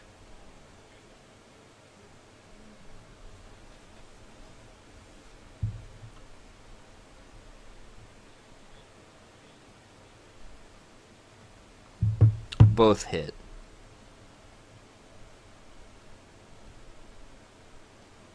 That'll be a D8 plus 3 for both.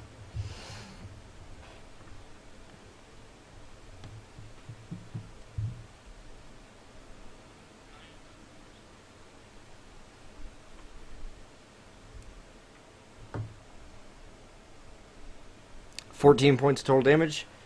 You strike once through the midriff of the skeleton and knock a few vertebrae loose, and then you carve down a second time, slicing, not really slicing, more crushing bones as you swing through in your paladin fury and slay this one skeleton.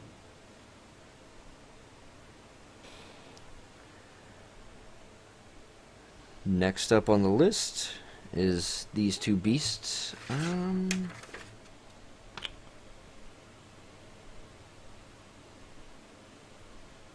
Once again, you hear that loud roar come from the distance.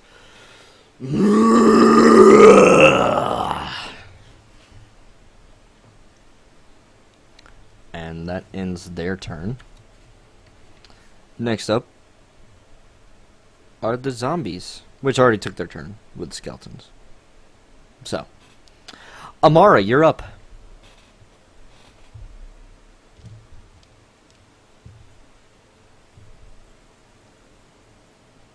Oh yeah, he's still right there.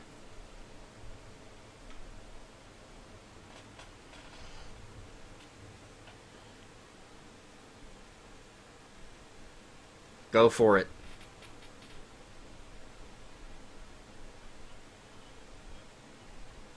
Yeah.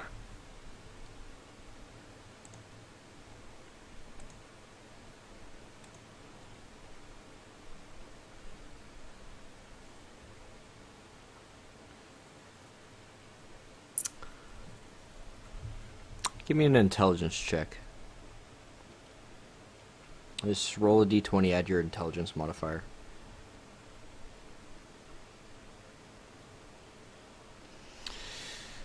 From what you know, poison wouldn't have an effect on him at all.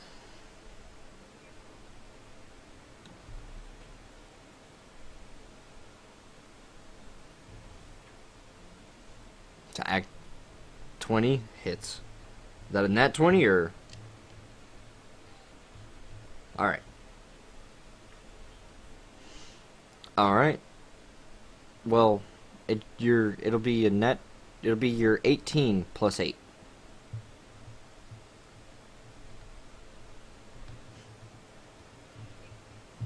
That hits. That hits hard. Roll your damage. D4 plus 6. Yeah, D4 plus 6. I was wrong in the last round. Okay. Alright, with this time, planting your dagger directly into the skeleton's forehead, you watch as you go to pull back and pull its entire skull off, and you just smack it off your dagger very quickly.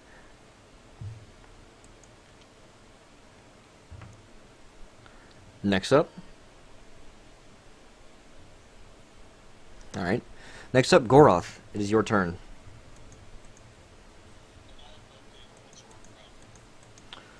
Right now, there is one skeleton in front of you. There's a zombie on Torin. There's a zombie on Eulera. There's two skeletons on Thixus. And yeah. That's what's going on right now.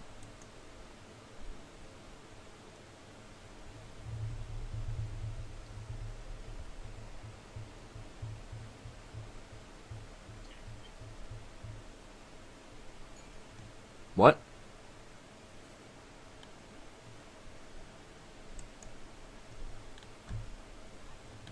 Say that again, sir.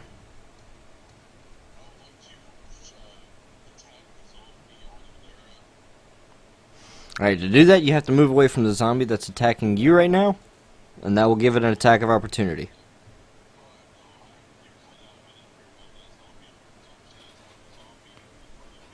The skeleton, yeah.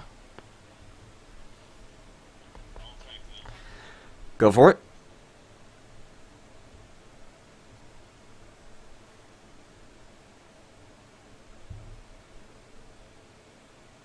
Be a d20 plus 7 with your great axe. Alright. And it'll be 12 plus 5 damage.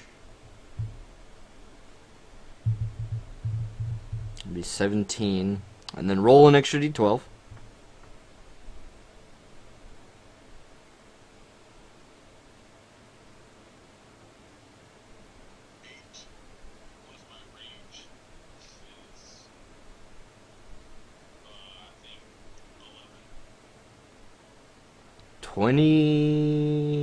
Well, with your rage is a plus 2.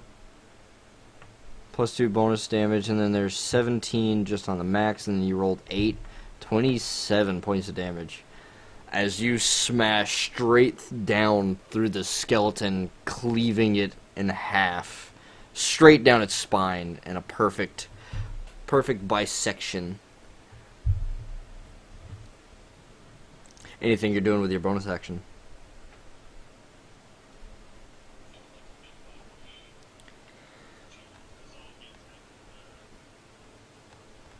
Alright.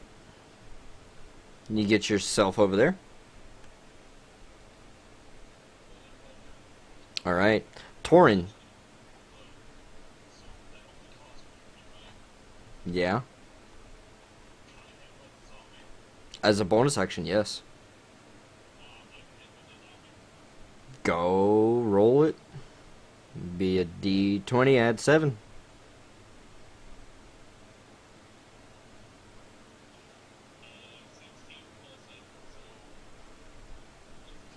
That hits. So you do 6 damage flat out with your headbutt.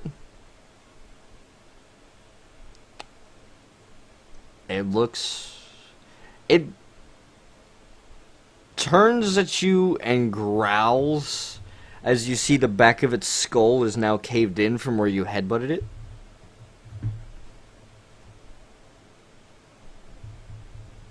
That ends your turn. Torin, you're up.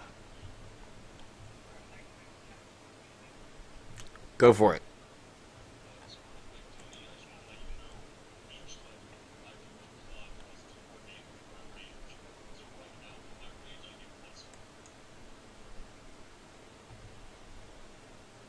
It's not per level.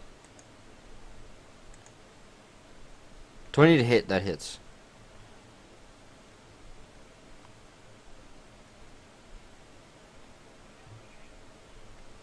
Roll your damage with your hand axe.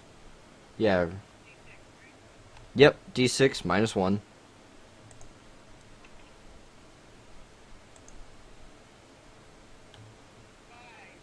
Five points of damage. This time, you fix your mistake and swing a little bit harder and plant it right in the zombie's neck. Very nice amount of damage to it.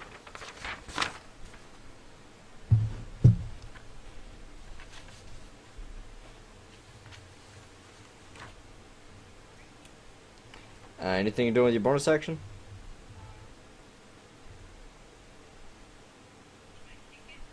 Sure.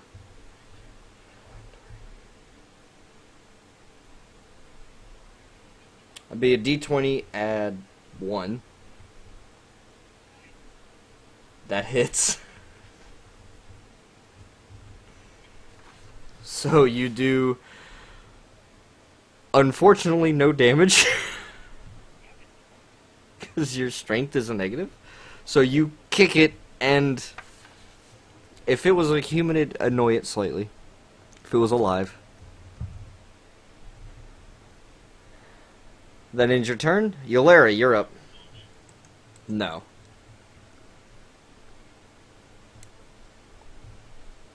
I'm not gonna roll damage on her because of that.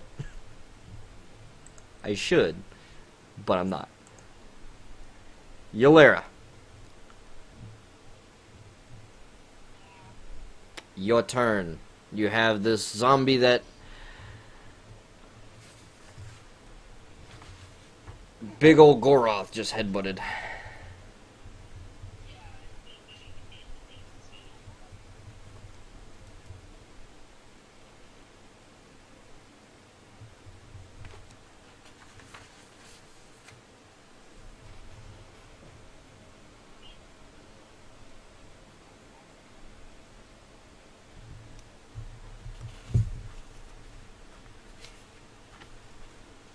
You have your quarterstaff, and you have a quarterstaff and a scimitar.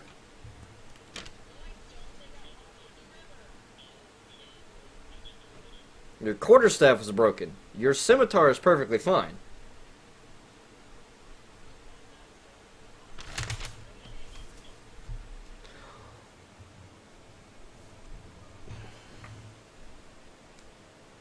No, your wooden quarterstaff. Alright, that'll be 1d6 plus 5. Or no, that'll be a d20, add 5.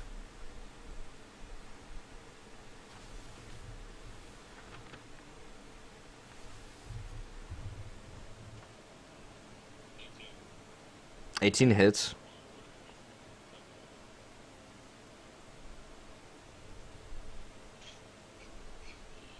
And then it'll be a d6, add 3.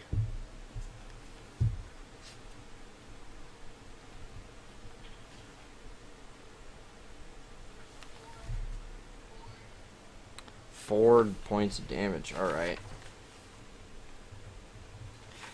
Larry, you just quickly draw your scimitar and strike it at the same time, slashing upwards across its stomach. You see its intestines spill out, but of course it being undead doesn't really pay that too much mind.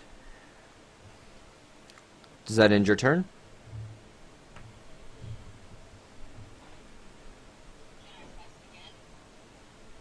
You can punch it, headbutt it, strike it with the pommel of your scimitar. Alright. So that'll be add a d20 with your unarmed strike. It'd be strength. D20 plus 1. That hits, and you do 1 point of damage. That'll be 1, because her strength is a 1.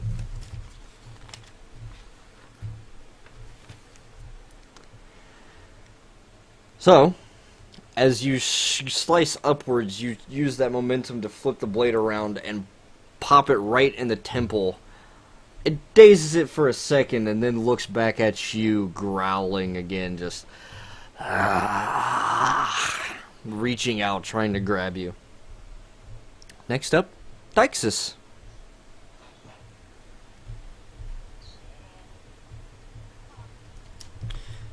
Dixis, you have 2 skeletons on you right now.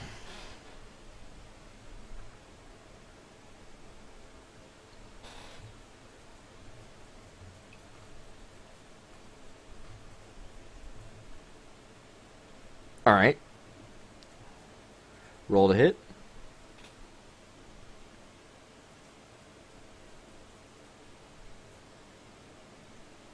That hits.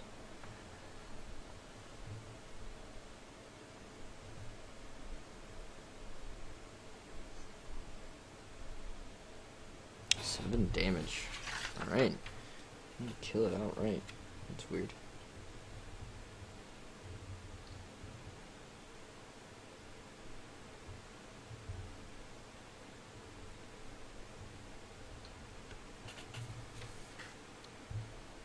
Alright, anything you're doing with your bonus action? Alright, it needs to make a strength save. Strength check against you. That is a 10 total. Alright, as you strike it with your shield, it gets pushed back 10 feet? Or is it 5 feet? It's 5. Alright. So you push it back 5 feet. That ends your turn. Alright. Next up, the skeletons. That skeleton comes right back to attacks against you, Thyxus. That is a 14 to hit, which misses your armor class, and the other one is a 22 to hit. You'll take 6 more points of slashing damage as the short sword skims across you. Zombie is... He's a little confused right now. He doesn't know whether to go after Ylera or Goroth.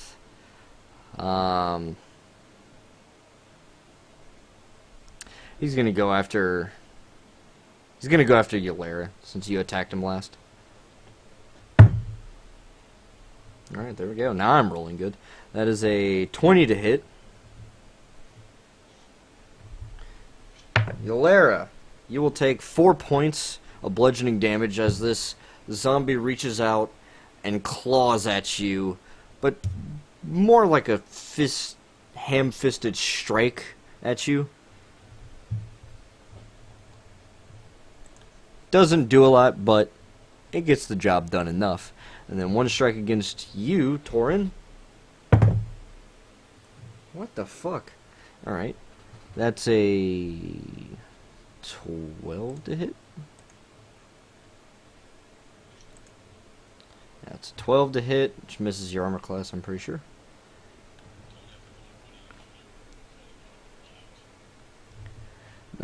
No, it's just, it happens. So, that is a, did Holly take her damage? Or Ylera take her damage? Okay. Alright. Torin, zombie strikes out against you. You deftly dodge the strike. And there is...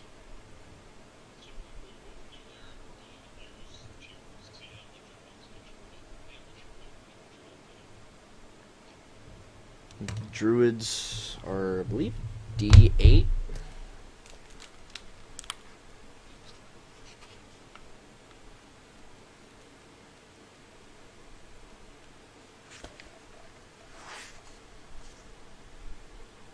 Yeah, she needs to roll a D8 and then add her Constitution modifier to that.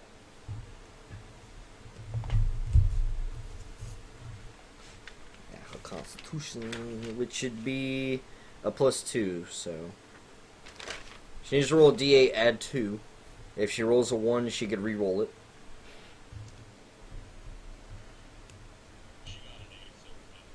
Alright, so she gets 10 extra hit points, and then subtract what she just took from it. That ends their turn. Kaitsu, your go.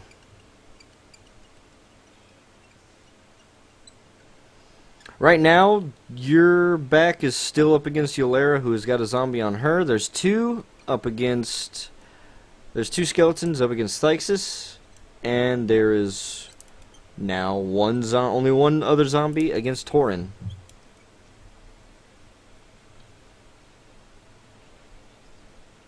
Alright. Which one are you attacking? Are you attacking the one he's already hurt, or a different one?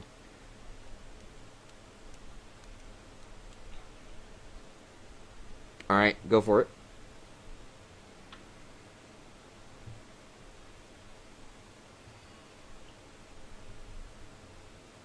What'd you roll? 7 misses.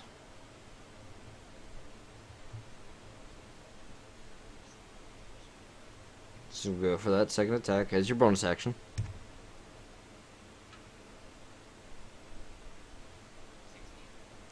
That one hits. Roll damage.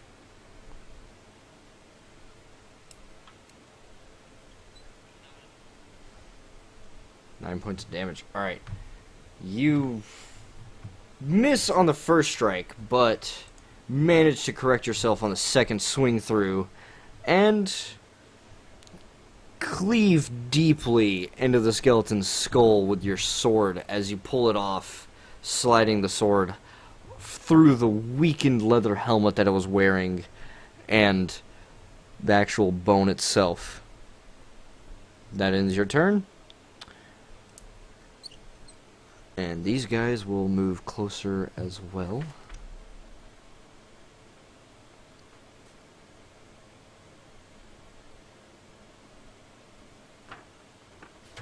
Alright. Back up to the top, Amara. It's your turn. There is a zombie on Torin. One skeleton now harassing Thyxus on the opposite side of the room. Torin is on the same side of the room as you, and in the center there is a zombie harassing Yolera and Goroth.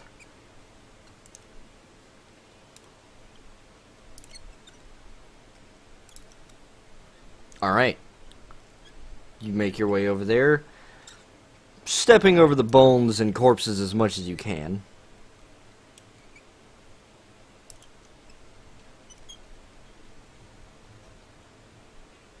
Yes, you can. Go for it.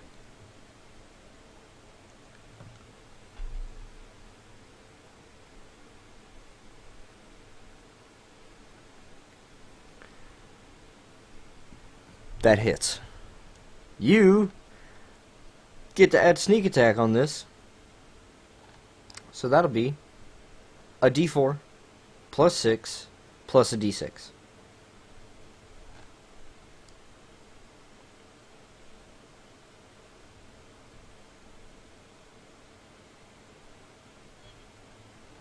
$11 points of damage. Ooh, shit. Alright.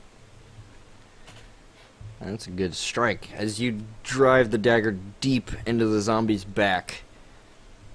Still standing, but it looks very hurt. Anything you're doing with your bonus action?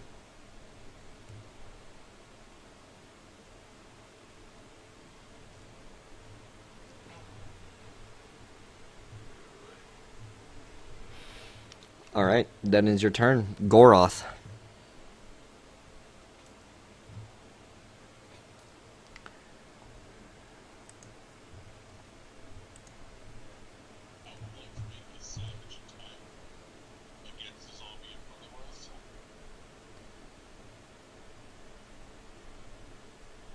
Alright. Reckless attack? Alright, so roll with advantage. But I'm giving you disadvantage on this. So, straight roll. That hits. That hits.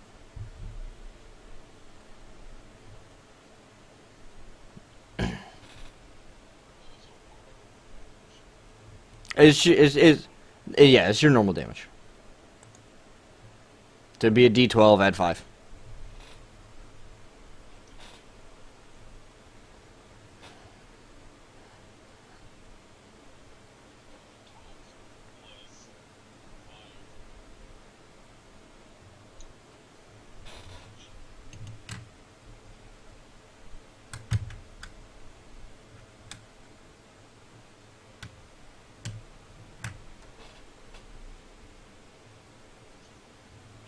Alright, come on. Let's get saucy. Nope. Alright. So as you strike it down, you watch as the zombie kind of clings to your great axe as you drive it into its clavicle and into the chest cavity. This black ooze permeating out of the wounds of all these undead, and just the smell of rot as it tries to cling to life a little longer, but eventually succumbs to the wounds that you've caused, and it falls dead. Once again.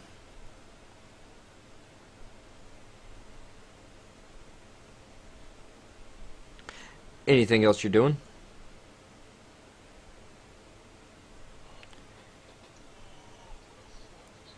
There is a zombie currently harassing Torin, and there's one skeleton left against Thyxus.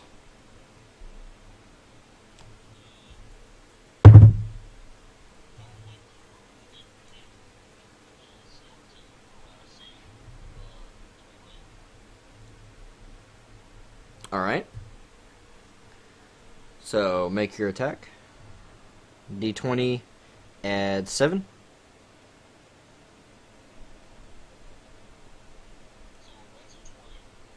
That hits.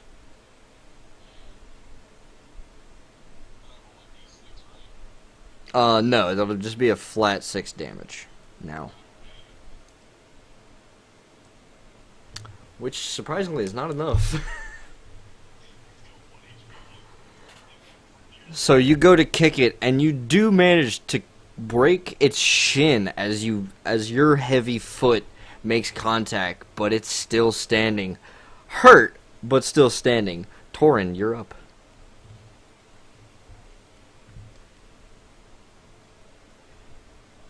Go for it.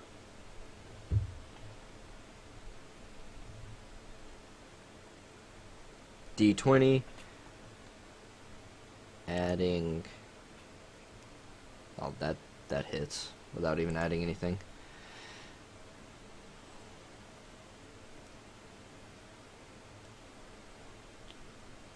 Well, with your hand axe, it'd be a D20 plus, what is it, 14 plus 1, so it'd be 5. And now you gotta roll damage, which is D6 minus 1.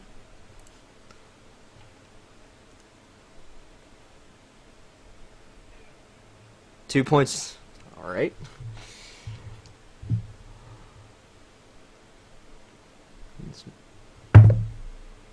Alright. As you strike it in the head, what you thought would have been the killing blow, it reaches up and slowly pulls the hand axe out of its head, growling at you again, just...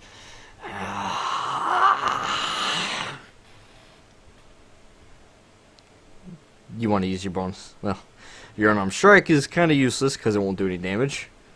Does that end your turn?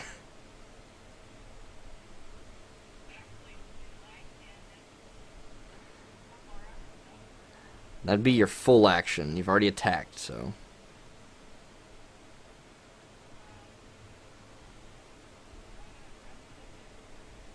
Alright, you just yank it back out of the zombies.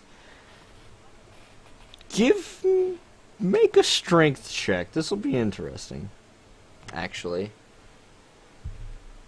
Roll a d20 and then subtract 1 from the roll. You don't manage to pull the axe back. As a matter of fact, when you yank away, your hand slips off the handle, and now this zombie is holding your hand axe as it throws it to the ground behind it.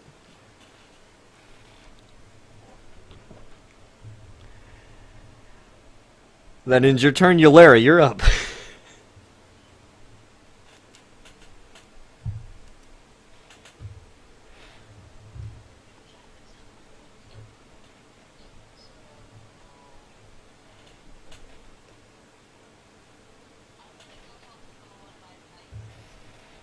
All right.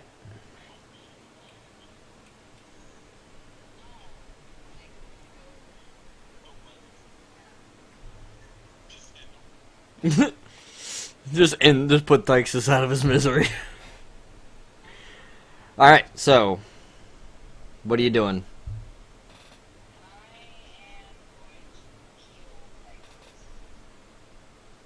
All right. What spell are you using? Alright, so that'll be you roll a d4, add your spell modifier, which is a 5.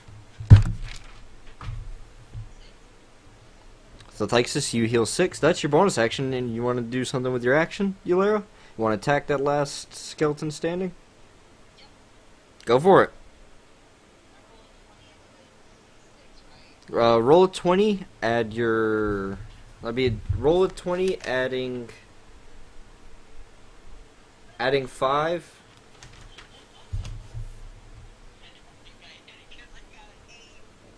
Eight plus 5. What'd you roll? That does not hit, actually. Would have just barely hit a zombie. Misses a skeleton who's kind of wearing patchwork armor.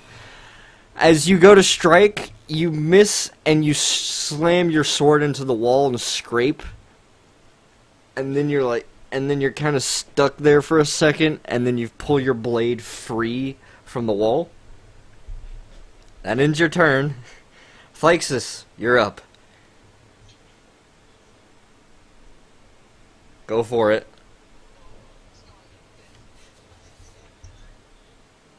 What?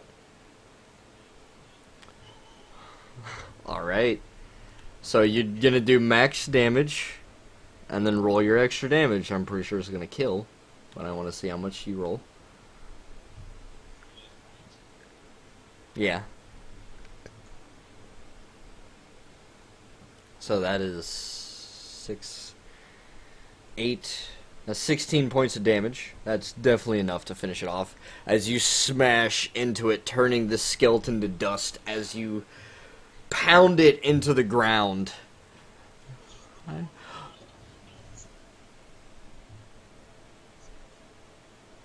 You kind of look at Yolera, give her that's how you do it look.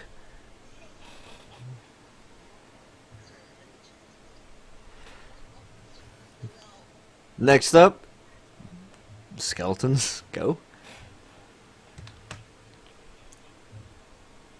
Well, the zombies are lumped in with it, so there's one zombie left. So, the zombie's gonna reach out and attack Torin again. You fucking serious? Every time I roll to attack Torin, it's terrible. I roll a 4. It must! I'm not trying to be nice right now. I'm trying to be DM.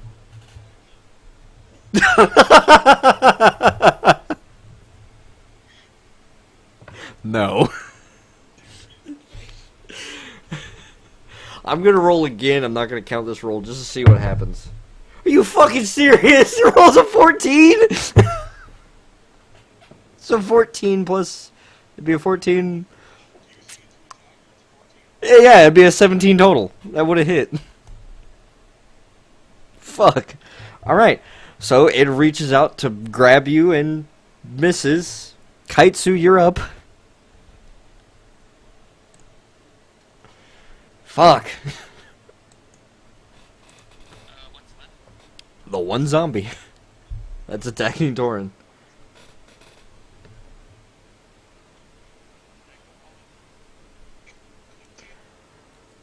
I wouldn't... I mean, if you want to, yeah.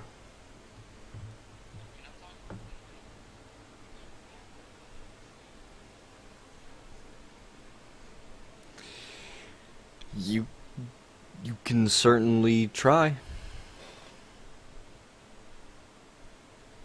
I'm not telling you what to do. Just do it if you want to.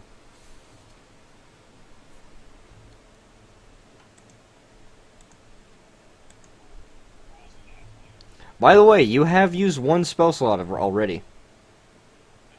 And this will be your second and last spell slot. Okay. Okay. That hits.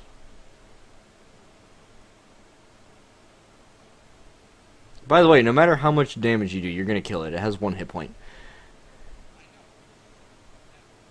It has 1 hit point, and I am trying to tell you to hold back a little bit.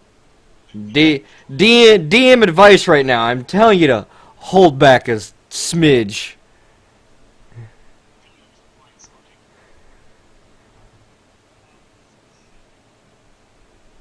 All right. So roll damage on your first hit.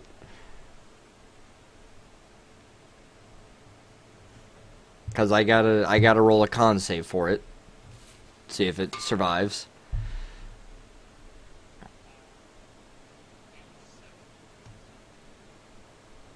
So it's...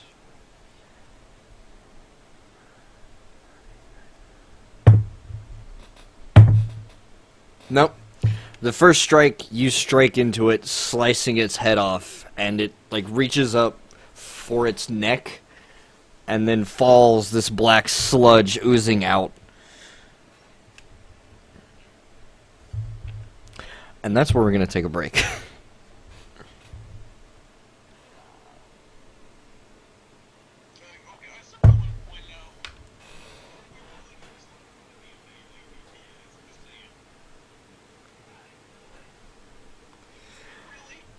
I'm.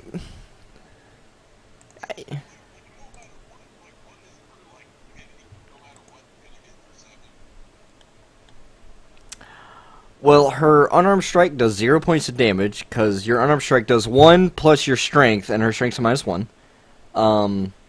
However, the one thing that she'd be good at with melee is a dagger, and she hasn't used that.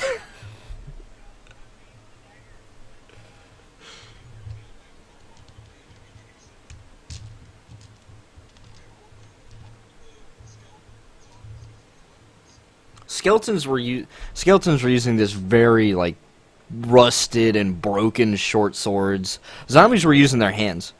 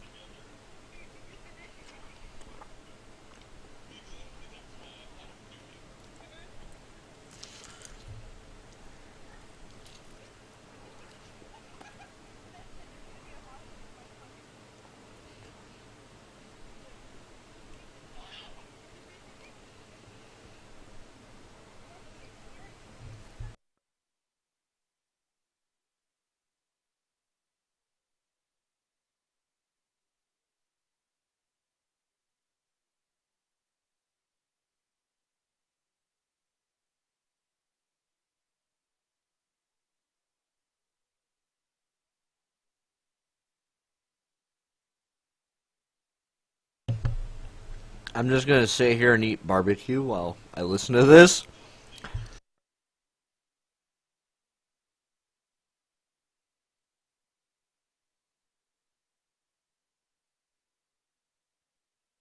Unfortunately.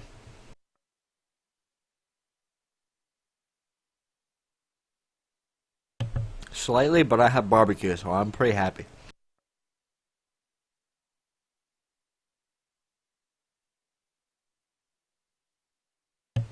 I'm in my happy place right now.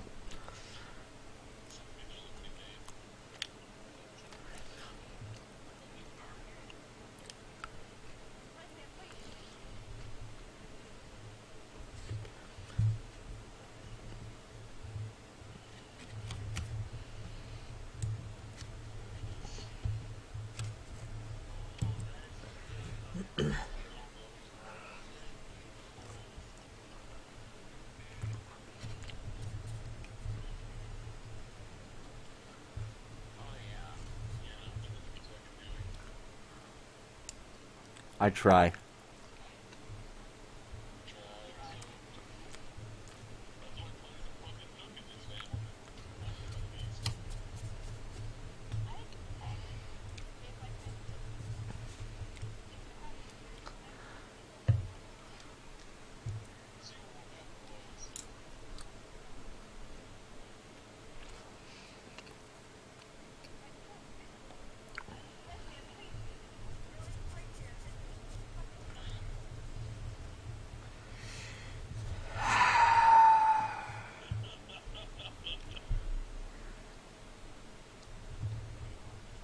I can't even be mad.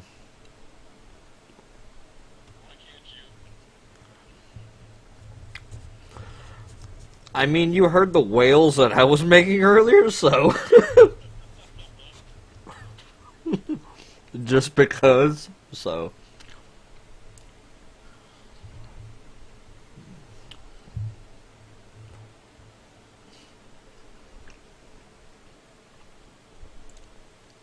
I just want everyone to know. I'm not sorry for what's about to happen to you guys.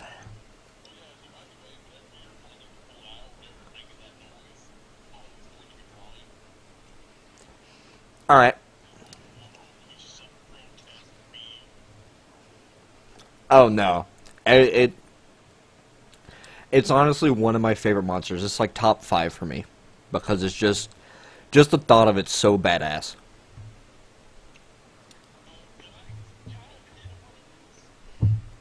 It's another form of skeleton.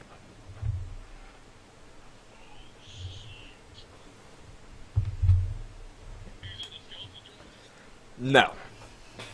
Dracoliches are cool and all. They're weak in my opinion. This is a low level monster. Like Dracolich is a high level monster, but even for being a high level monster, they're weak. It annoys me.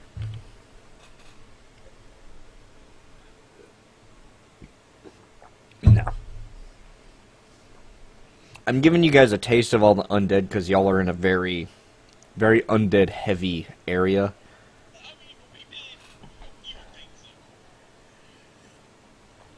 It's just the continent that you guys are on. It just facilitates a lot of undead for some reason.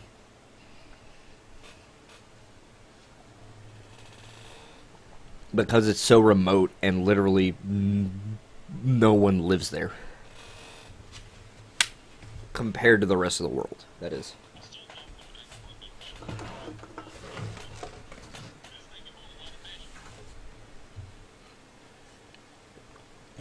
It's more like this thing can hold a... Yeah, it's like, this thing can hold a lot of... This thing can hold a lot of magic. It's exactly what it sounds like.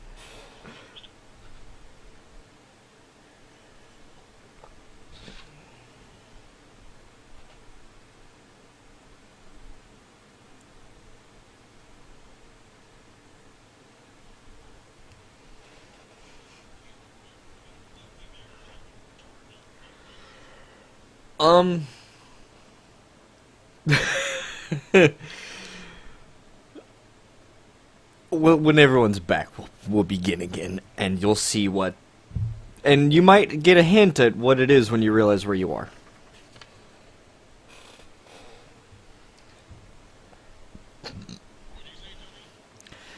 We'll wait till everyone gets back, and you'll possibly figure out what's making that sound when you figure out where you guys are.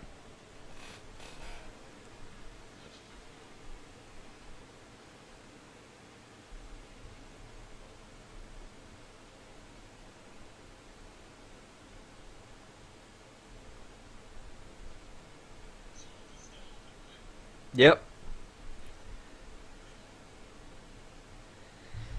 It is a form of skeleton. And you guys, like I said, I'm keeping this initiative but because of where you guys are.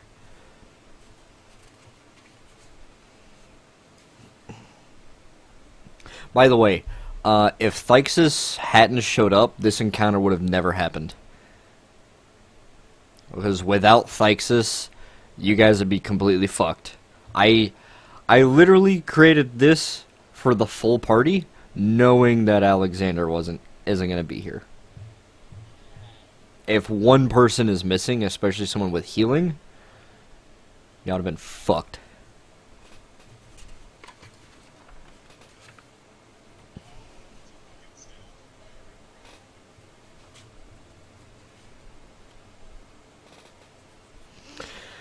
Alright. Well, when Kaitsu is back, we will continue.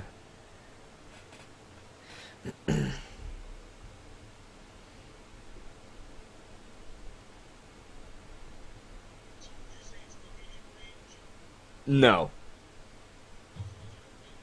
Nope.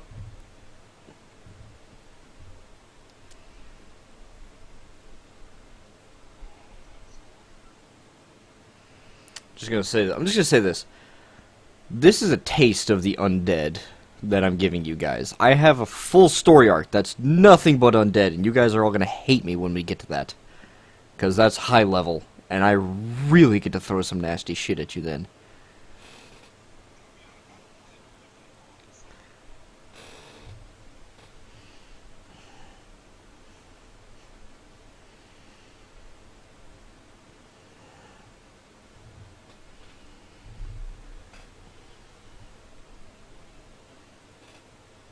By the way, if you guys can't tell, my gloves, for most of you, have already come off.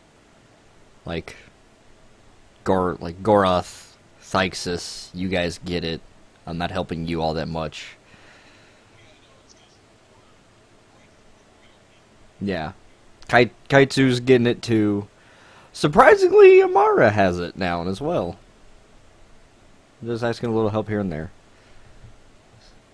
I said I'm pulling the gloves off early for some of you guys. I'm surprised. Like, this is just the third session, and a lot of you are getting it.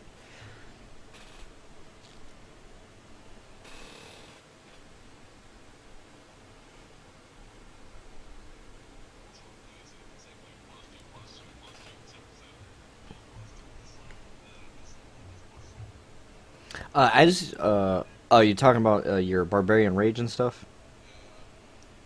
It does. If you look at it, it tells you, like, alright, it increases this level. Like, your rage...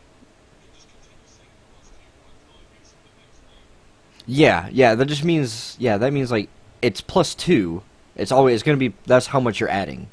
It's just +2. Yeah.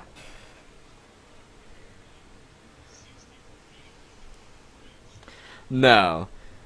I mean, if you're gonna get your brutal critical, which is fucking insane, by the way. Brutal critical. Basically, on your critical hit, as a barbarian, you get, when you're raging, you get to roll a whole extra damage die on top of it. So you'll be doing full damage, roll extra, and then another die.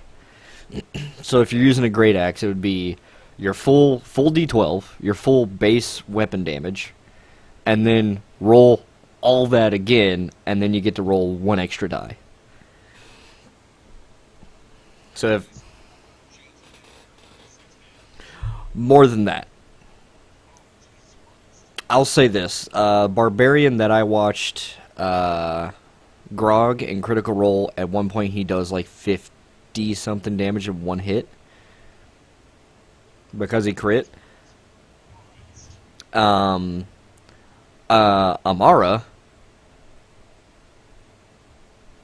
yeah, he did. In one fight, I forget what they were fighting, but in one round of attacks, he broke over 100 points of damage in melee. Amara, with her sneak attack, if she stays rogue all the way through, is gonna be doing an insane amount of damage. Because, like, at certain points, she's getting extra d6s for sneak attack, and there's gonna be a certain point where she's just gonna get sneak attack every round. And it's gonna be fucking crazy. Yeah.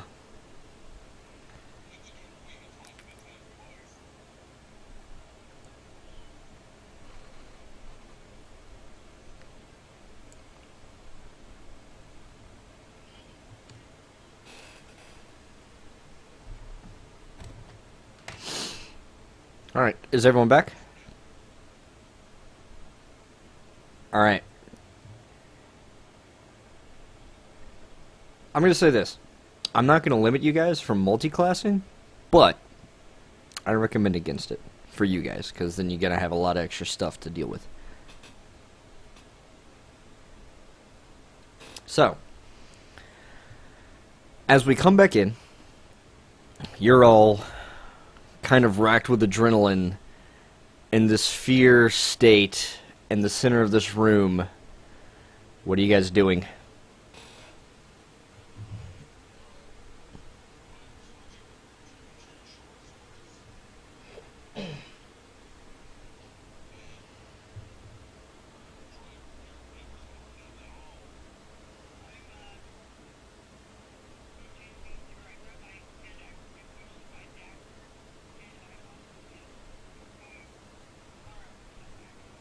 Alright, Amara, you get your short sword, your longbow, and your other dagger back.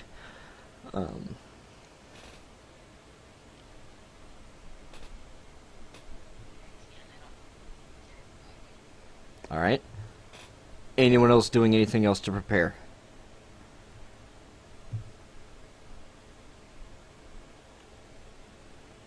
You're going to cast Bless? False Life, alright. So add your extra hit points. Are you all staying in this room?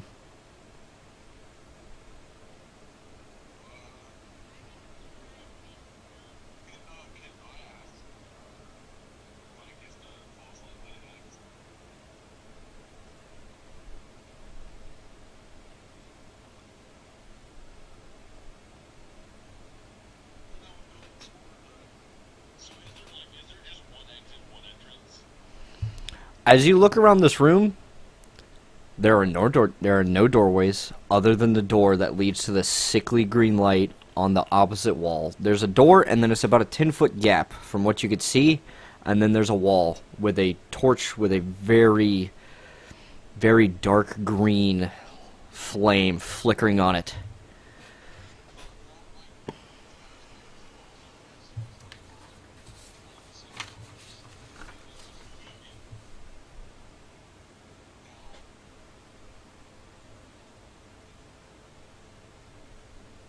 Alright, are you looking out the doorway?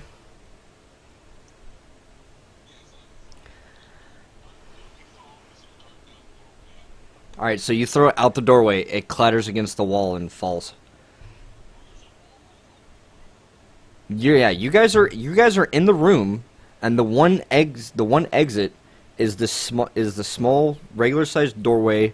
The ceilings are about 10 foot high here.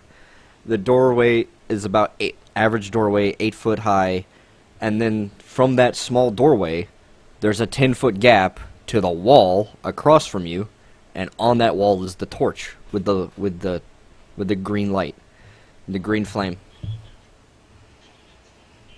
All right, I'm sorry. All right, as you peek your head out of the door, you see that there's a pathway to the left that ends in a dead end. And there's a pathway to the right.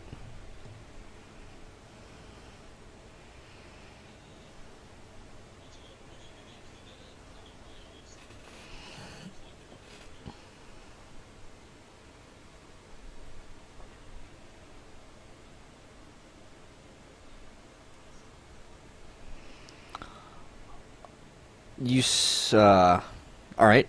You see there are other torches aligned down the hallways on both sides, and about 10-foot increments. You go to pull this torch off, and as you pull it out of socket, the flame burns out. You place it, well, he can only cast light on one object at a time. You place the torch back in, and it reignites.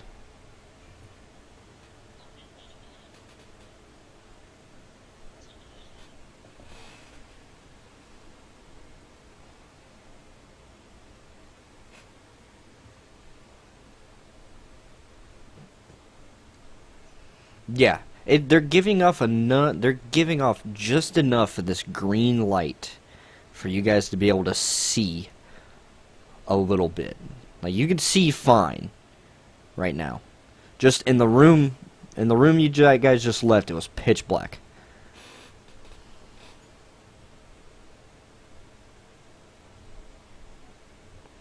Yeah, go ahead, make an Arcana check.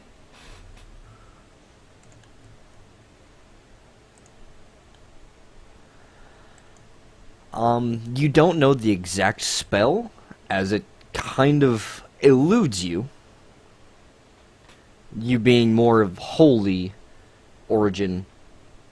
But you do know it is some sort of eternal flame spell. And it's not inscribed on the torch, it's inscribed on the ring. On the outside ring of the torch holder.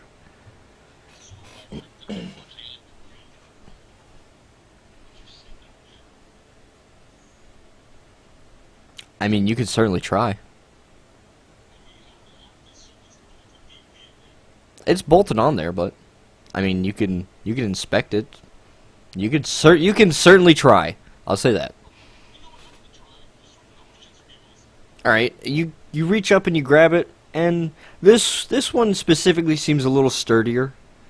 Maybe you might be able to find one later on that's in this area that is probably loose that you could do it.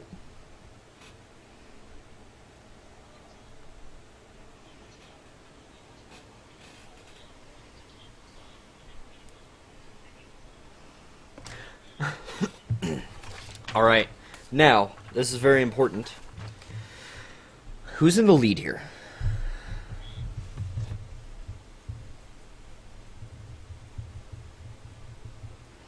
Who's going to be... Alright, so... The path, the walkway here, is about 10 feet wide. You can fit 2 people comfortably, side by side. Third person is going to be a little bit tight. Not going to be able to move as well. It's up to you guys. Who's behind him or beside him? Alright. Who's behind them? Alright, so Yolera, Kaitsu. Kaitsu, you want to be behind Goroth or Thlixus?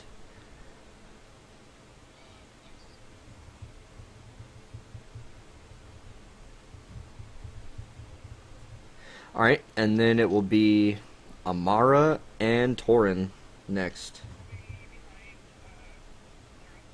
Alright.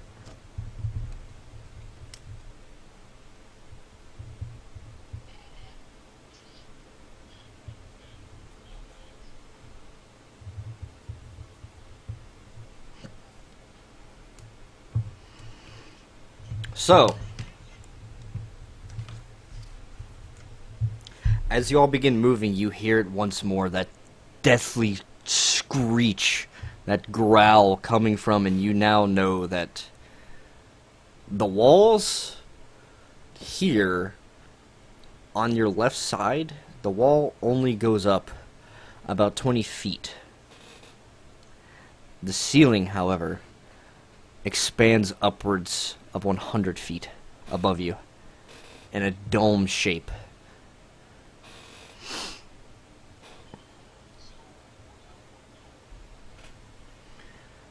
Yes.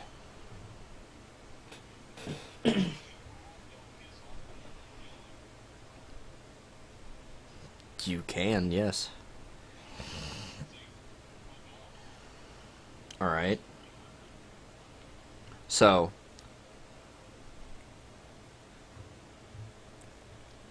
the stone is pitch black stone. And it all seems to be smoothly carved out. There's no bricklaying. Everything is just a single solid piece of rock.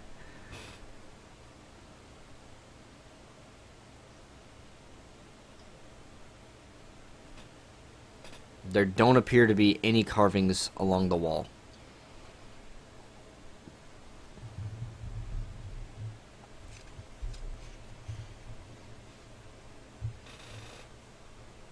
Now, so, as you all come into this walkway, to the right, you know that to the left, there's a dead end. To the right, however, there's a wall jutting out the side. And there's a pathway that you can follow to the left. You could also walk around this wall that juts out from the outer wall and continue forward.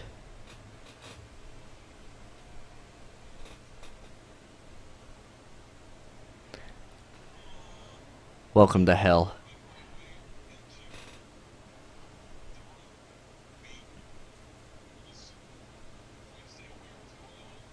The main room? The room that you guys woke up in?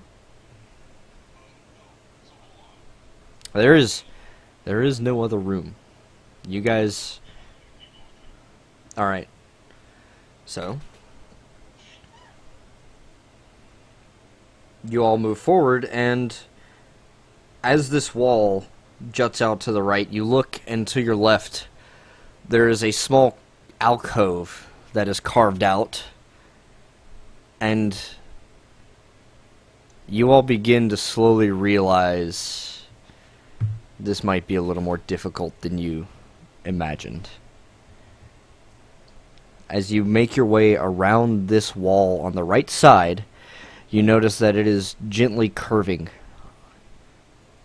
to the left. And then you see there's, as you come around this wall on the right side, you see there's another small wall jutting out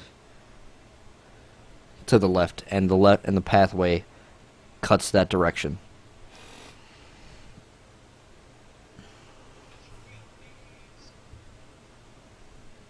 Yes, you are.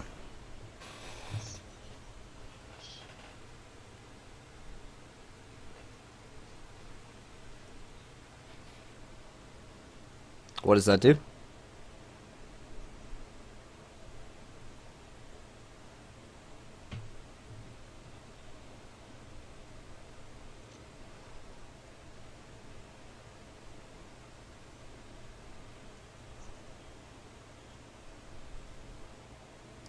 You turn to the wall to your left, which you imagine should be pretty thin, and you can't see through it.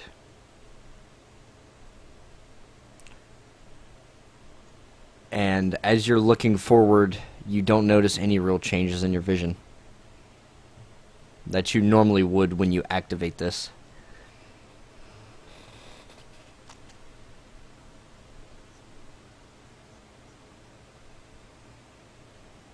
You do, it feels cold.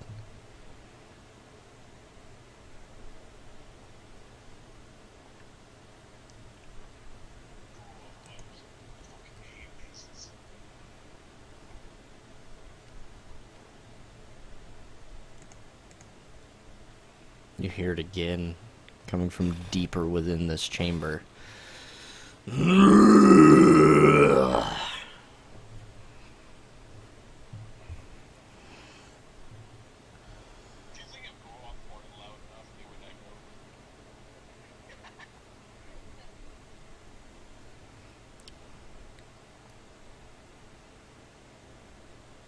So, as you continue moving forward, you all come across a 3-path selection here.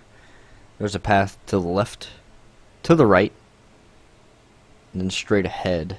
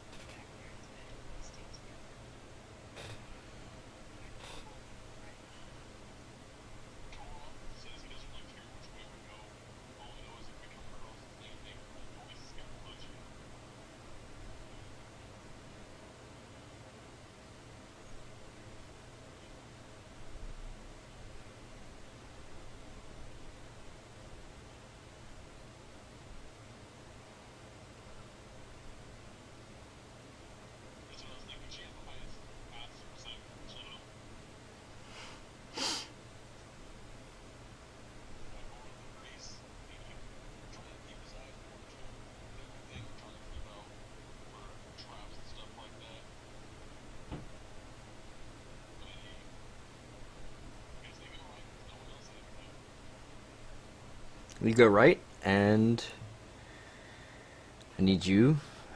So, Goroth, as you walk in, I need you to make a dexterity saving throw. Yep. Yep.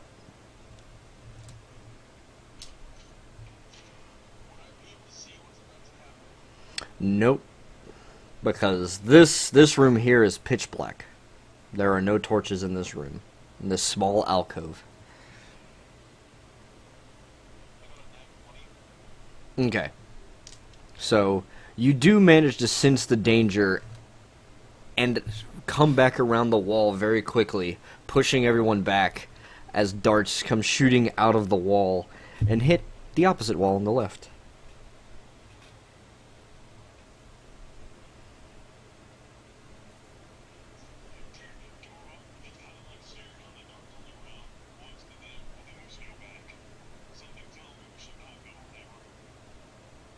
You guys are still you're still at the fork in the road where there's the path left.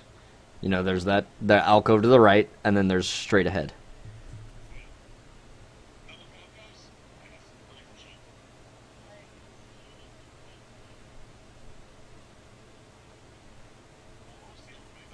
You all can see with the torches.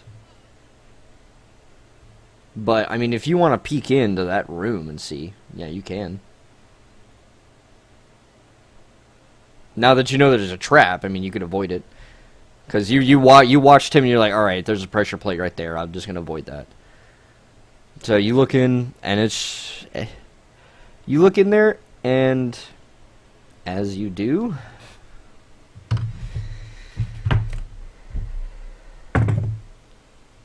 A skeleton standing at the back releases an arrow towards you, as it was prepared to fire when the trap was set off. Although, you, with their dark vision, duck back behind very quickly, and you avoid the arrow. But now the skeleton is moving forward and comes out in front of you all. But seeing as it's one skeleton, there's no need to roll anything. You all make quick work of one measly skeleton.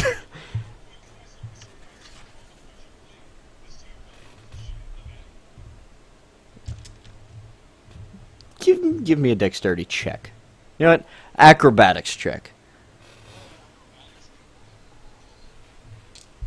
To see if you're able to step on the pressure plate and dodge out of the way at the same time.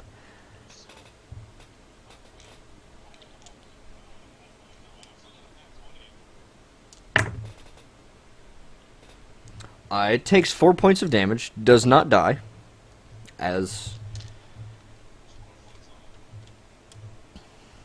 Does anyone want to inspect the darts? And then you all make quick work of it.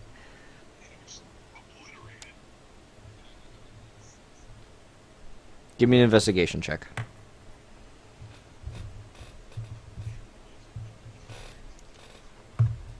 These darts are coated in a very black, thick substance.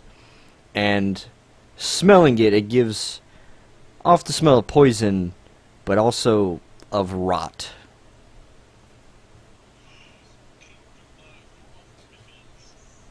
Hang on, Groth. Was that Thixus?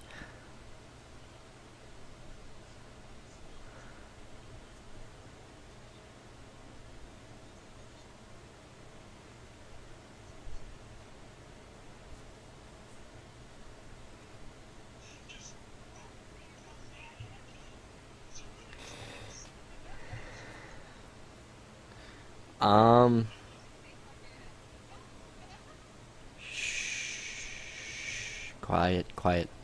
Now, does anyone have an herbalism kit? Or a poisoner's kit? Yeah. Alright. Give me an herbalism kit roll, which will be your D20, add your wisdom, and your proficiency bonus. Just to inspect the poison.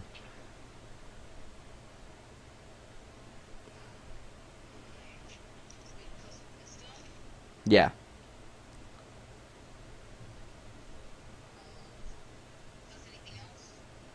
It'll be your Add your wisdom modifier and your proficiency bonus.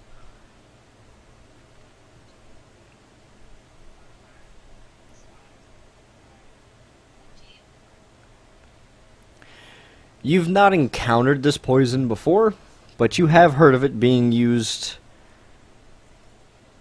in situations where people don't want to be followed, don't want someone going in certain areas, or just to inflict as much damage as possible. You know this is Necro Toxin. It is meant to as a poison, but also to begin rotting away the flesh that the poison infects. And it works vice versa, in the fact that it can rot flesh and then cause sepsis.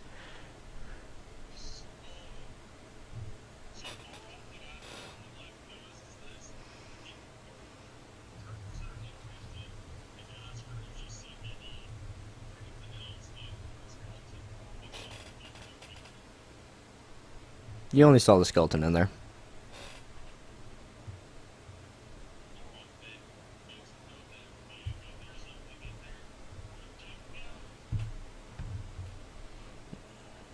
Amarantha, you only saw the skeleton in there. You didn't see anything else. You saw a couple of piles of bones, but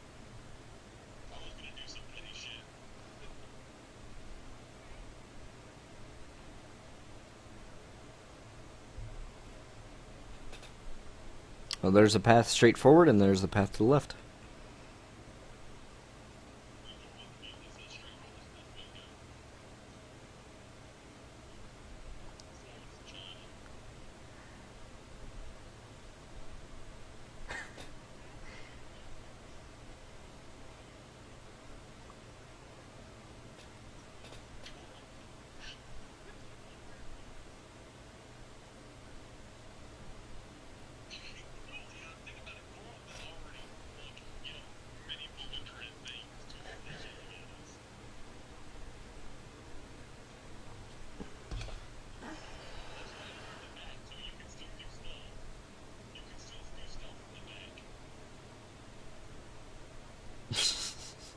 Guys.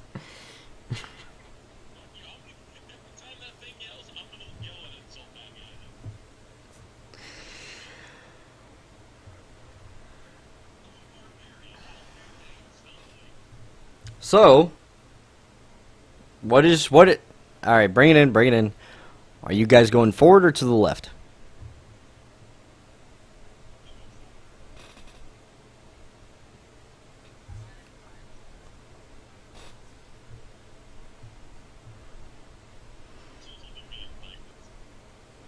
So, you all begin.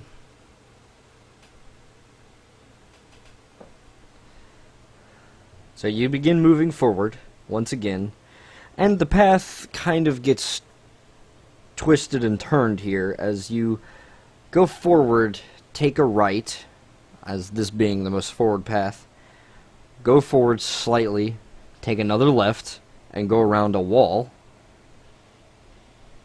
Go forward once more, take a left, and then a right, and you're greeted with two paths that cut to your left.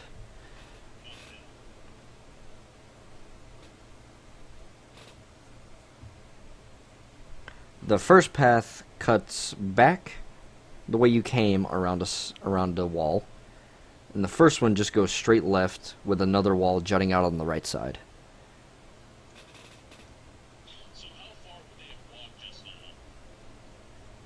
From the room to this point, you've gone up.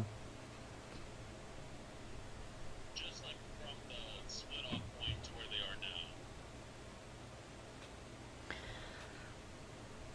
Maybe in total distance,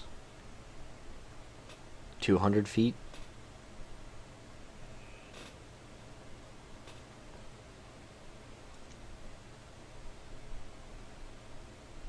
Yep, you're good. We're gonna end soon anyway.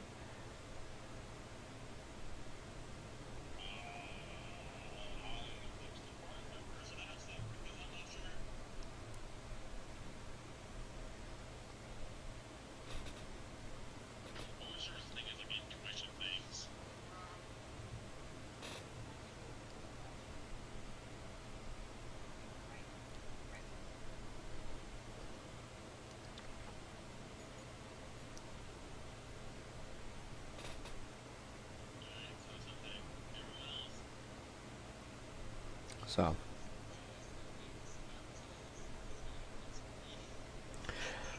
Your Eyes of the Grave did not work earlier. Like you tried to activate them, but something about this area kind of canceled the effect.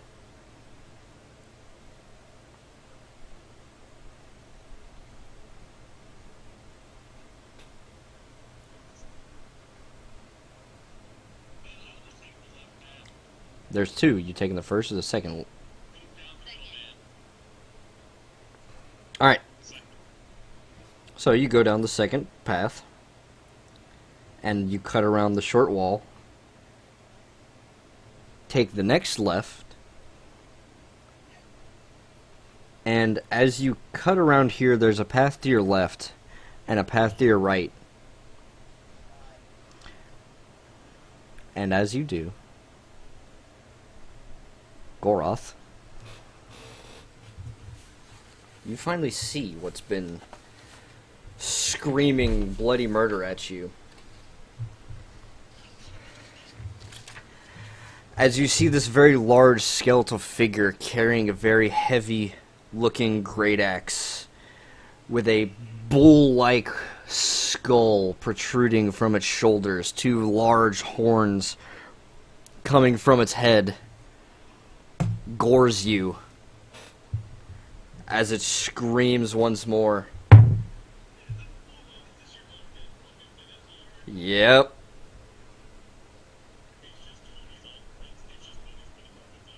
No, not mine. I need you to make a strength save, and because you were late, you get disadvantage.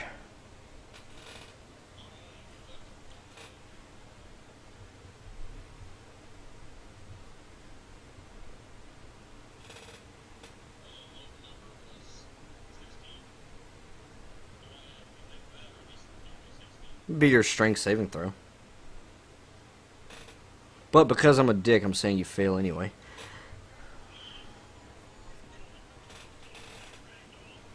As it charges you and gores you, you're not raging currently.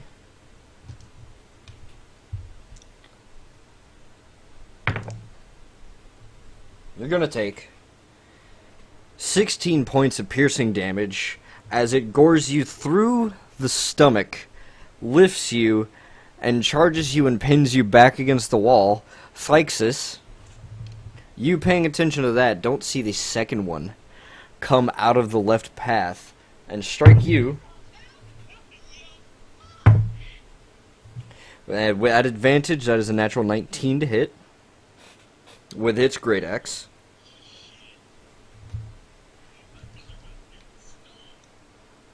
And because I'm nice, I'm not going to roll the 2d12 damage that it should actually be doing. I'm just going to give you the base damage. You take 17 points of slashing damage as this other Minotaur screams at you as it strikes down. I need everyone that was behind Goroth as he was gored to make a dexterity saving throw.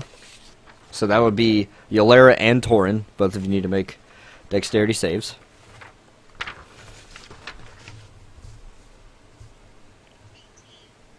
You managed to duck out of the way, Yolera. Torin?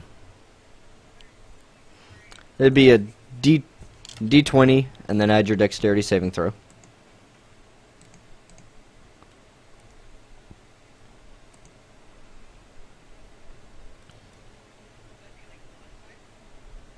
Yep. Or it'd be plus 7.